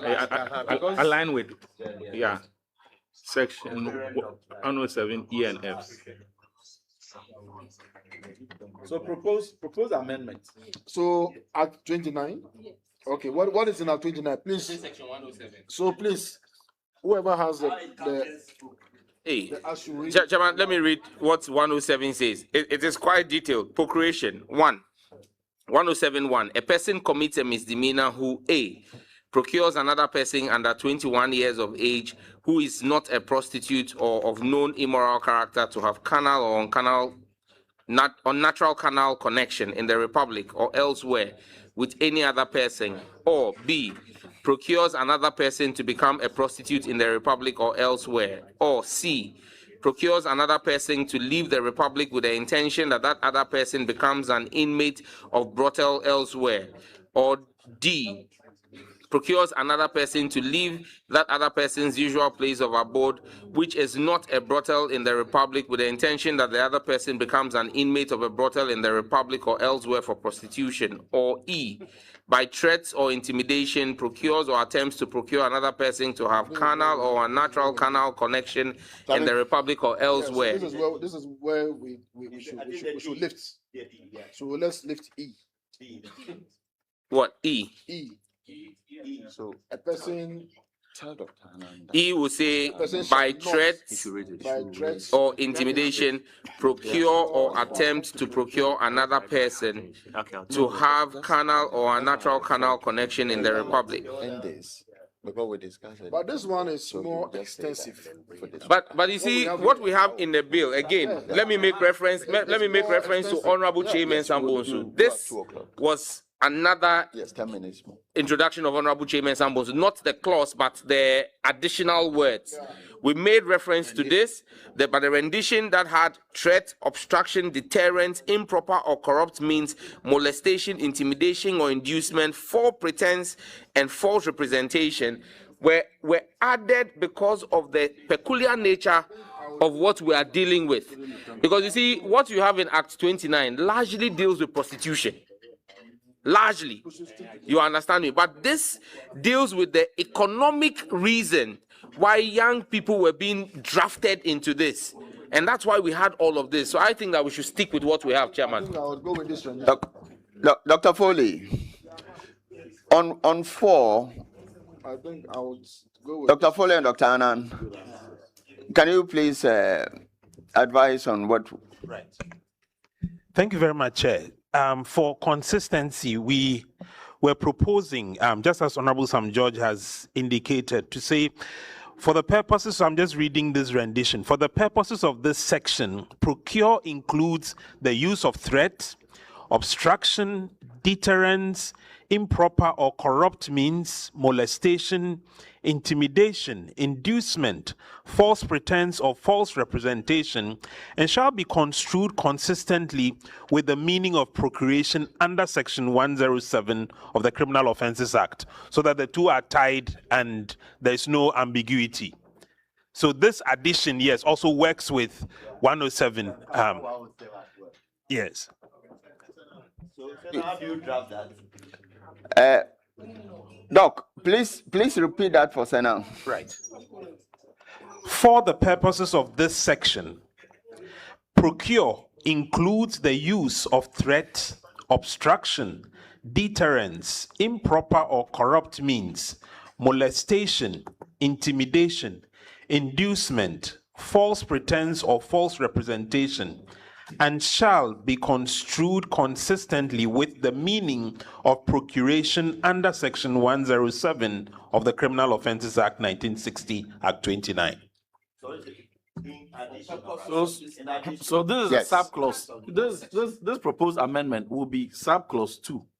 After the existing one, what Doc has proposed will be 2 before what is there as 2 becomes 3. No, so the drafting department will align it. So do you appreciate the addition that Dr. Annan and then Dr. Foley? I'm wondering what end it will lead us to.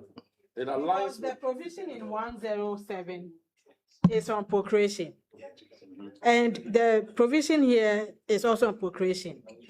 The provision in the bill is talking about procreation to engage in a sexual act prohibited under this act, which is the lesbianism, gayism, and all of that, which is not catered for here in 107. Yeah. So when we say it should be construed consistently with this act, I don't know what we want the court to do in that construction.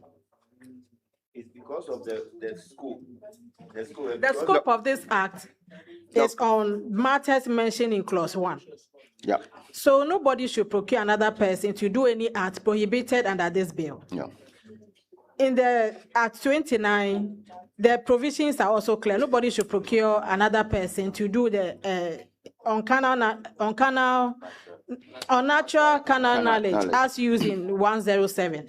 So I think there are 2 separate provisions. It is not necessary to tie one to the other.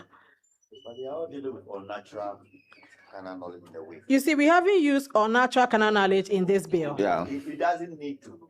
No. When men and men are having sex, it's unnatural. And we have provided for that. Was the mischief we are trying to cure. But we have provided for men and men having sex in clause 3. So we are saying that it is maybe the way the language. Yeah, maybe when we say consistent, maybe in addition, maybe that will be more, because the whole essence of the bill is to deal with unnatural. Yeah. So, but Chair, let me just ask: Chairman, is let's there leave it as any it is. provision in 107 that this rendition does not cater for? Is there any provision that 107 makes that our current rendition doesn't cover? No, If there is nothing that 107 brings in addition to this, then it becomes superfluous to keep, because I think that actually the scope of what we have is actually wider than the scope of 107. So if you then want to tie it to 107, you would have opened the scope in your initial text, and then you narrow it again with tying it to 107. So if there is nothing in addition that 107 does, let's leave what we have. Dr. Foley, Chair, I'm here. would you be comfortable if we go with the original rendition? Can I say something? And does that, yeah, let Dr. Foley come in first before Dr. Annan. The scope is rather wide, and also, I mean, we just felt, just for the avoidance of doubt, and yes, my sister, I agree with you. You may be wondering, and I have great confidence in the courts that if you rather put it this way, you make it easier for the judges to work with. So we would rather we have a rendition that has reference to, as we see, you have the Electronic Transactions Act, which would make reference to the Criminal Offences Act. So that was what we were trying to get across, so that you have that harmonious relationship between the 2 pieces of legislation. Perhaps you, with your drafting skills, can do it better, but the intent is to ensure that we don't leave any gap anywhere, since we already have a provision in Act 29. That was the intendment. Yeah, this is okay. Chair, Let's just stick to it. I think just to add, emphasize, it's the same thinking, because we've imported some words into this, which seeks to more or less broaden the scope of procreation as defined by the Parent Act. But we are saying that consistent with the, criminal jurisprudence, certain words that you import here may leave room for some kind of interpretation. So why not go consistently with what the Parent Act does with all issues concerning... There's no Parent Act here. No, you're talking about Act 29. 29. Act 29. The criminal jurisprudence. That's what Yes. it has stated.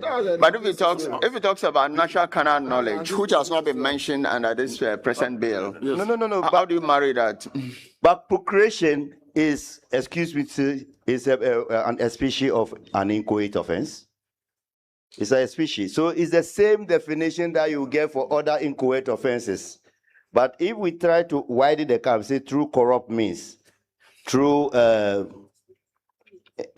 false pretenses, what have you, because of the words being imported, which has been imported, that's why we came to that conclusion. But if in the wisdom of honorable members, we still think that we should go beyond the I think this parent one act. is better. Honorable Chair, This rendition is better. Honorable Chair, this rendition is more superior and appropriate for the purpose of the mission we are trying to cure. We all appreciate that due to the anachronistic nature of some sections in Act 29, that is why this bill has even arisen. And therefore, and having no doubt as to the definition of procreation, this current rendition rather gives various avenues and dimensions within which procreation is deemed. And therefore, I do not think we should change anything in the original rendition. Let's maintain what we have. You've done well, you've done well. Let's maintain what we have. Yeah, okay. So, any more on 4? Senator, oh yeah, please come. In 4.1, we have listed the by threat, obstruction, deterrence, improper or corrupt means, molestation, intimidation or inducement, false pretense or false representation. I propose we add or any other means. Or any other means. A person shall not by A, B, C, D, or any other means. Yeah, I think so. Yes. I think so. So we add a omnibus clause that will cover other means. That's with technology, there will be some other things that will happen in the future. Yeah. Okay. So, or any other means. Or any other means, technological or otherwise. No, any other means. Just leave it that way. Any other means, whether it's technology or it's by Nana Drobo Airlines, whatever. By technology or technological or otherwise. No, any other means. It covers everything. It's futuristic. No, any other means. That's fine. But these ones look. We'll cover technology, to cover Nana Drobo, would cover spiritual and everything. Anyway, so that's fine. 4, we are done with 4. And I'm sure it's a good time to. No, we are adding. Or any other. means to kill another person. Or false representation. You see, if you look at the genus, threat, obstruction, deterrent, molestation, intimidation. Avant-garde, can you use the microphone? Inducement. Apologies. Or inducement, intimidation, or inducement, false pretense, or false representation. Or any other. Yeah, so in my view, I think that the improper or corrupt means should go. Because then it will be taken care of by any other means. Yeah, I think so. Because if we introduce improper or corrupt means, we may have to go and define it. It doesn't belong to the genus, the chain of instances we are looking at here. Yes, I appreciate where you're coming from. So we can take that off and put the or any other. What would be an example of improper or corrupt means? You see, we should not be seen to be watering down the bill at all.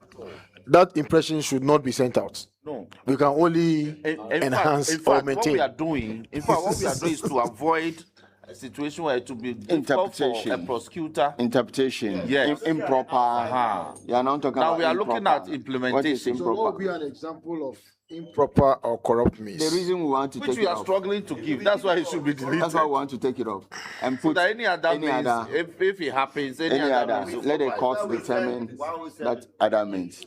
That's why we say. Yes, Chairman. Dr. Foley. Yes, Mr. Chairman, quickly. So it is not an addition, and I've just consulted bilaterally with drafting, that what we're seeking to do was just to align. So we can work on the language with her to ensure that at least it's one clause, that this and 107 speak to each other. The other point I forgot to mention was our humble proposal that the punishment, procuration already is a misdemeanor. so that we also align the punishment, yes, with that. Very well. I So think direct we can that. work on the drafting I direct details. that drafts persons do the alignment. Yes. And then we get Thank you, the right rendition. Okay. On that note, we are done with clause 4, and so we can take a break. Sammy, any housekeeping announcement? Sammy, any housekeeping announcement? We are done with clause 4. We have to do lunch and come back. Thank you, Chairman. Chairman,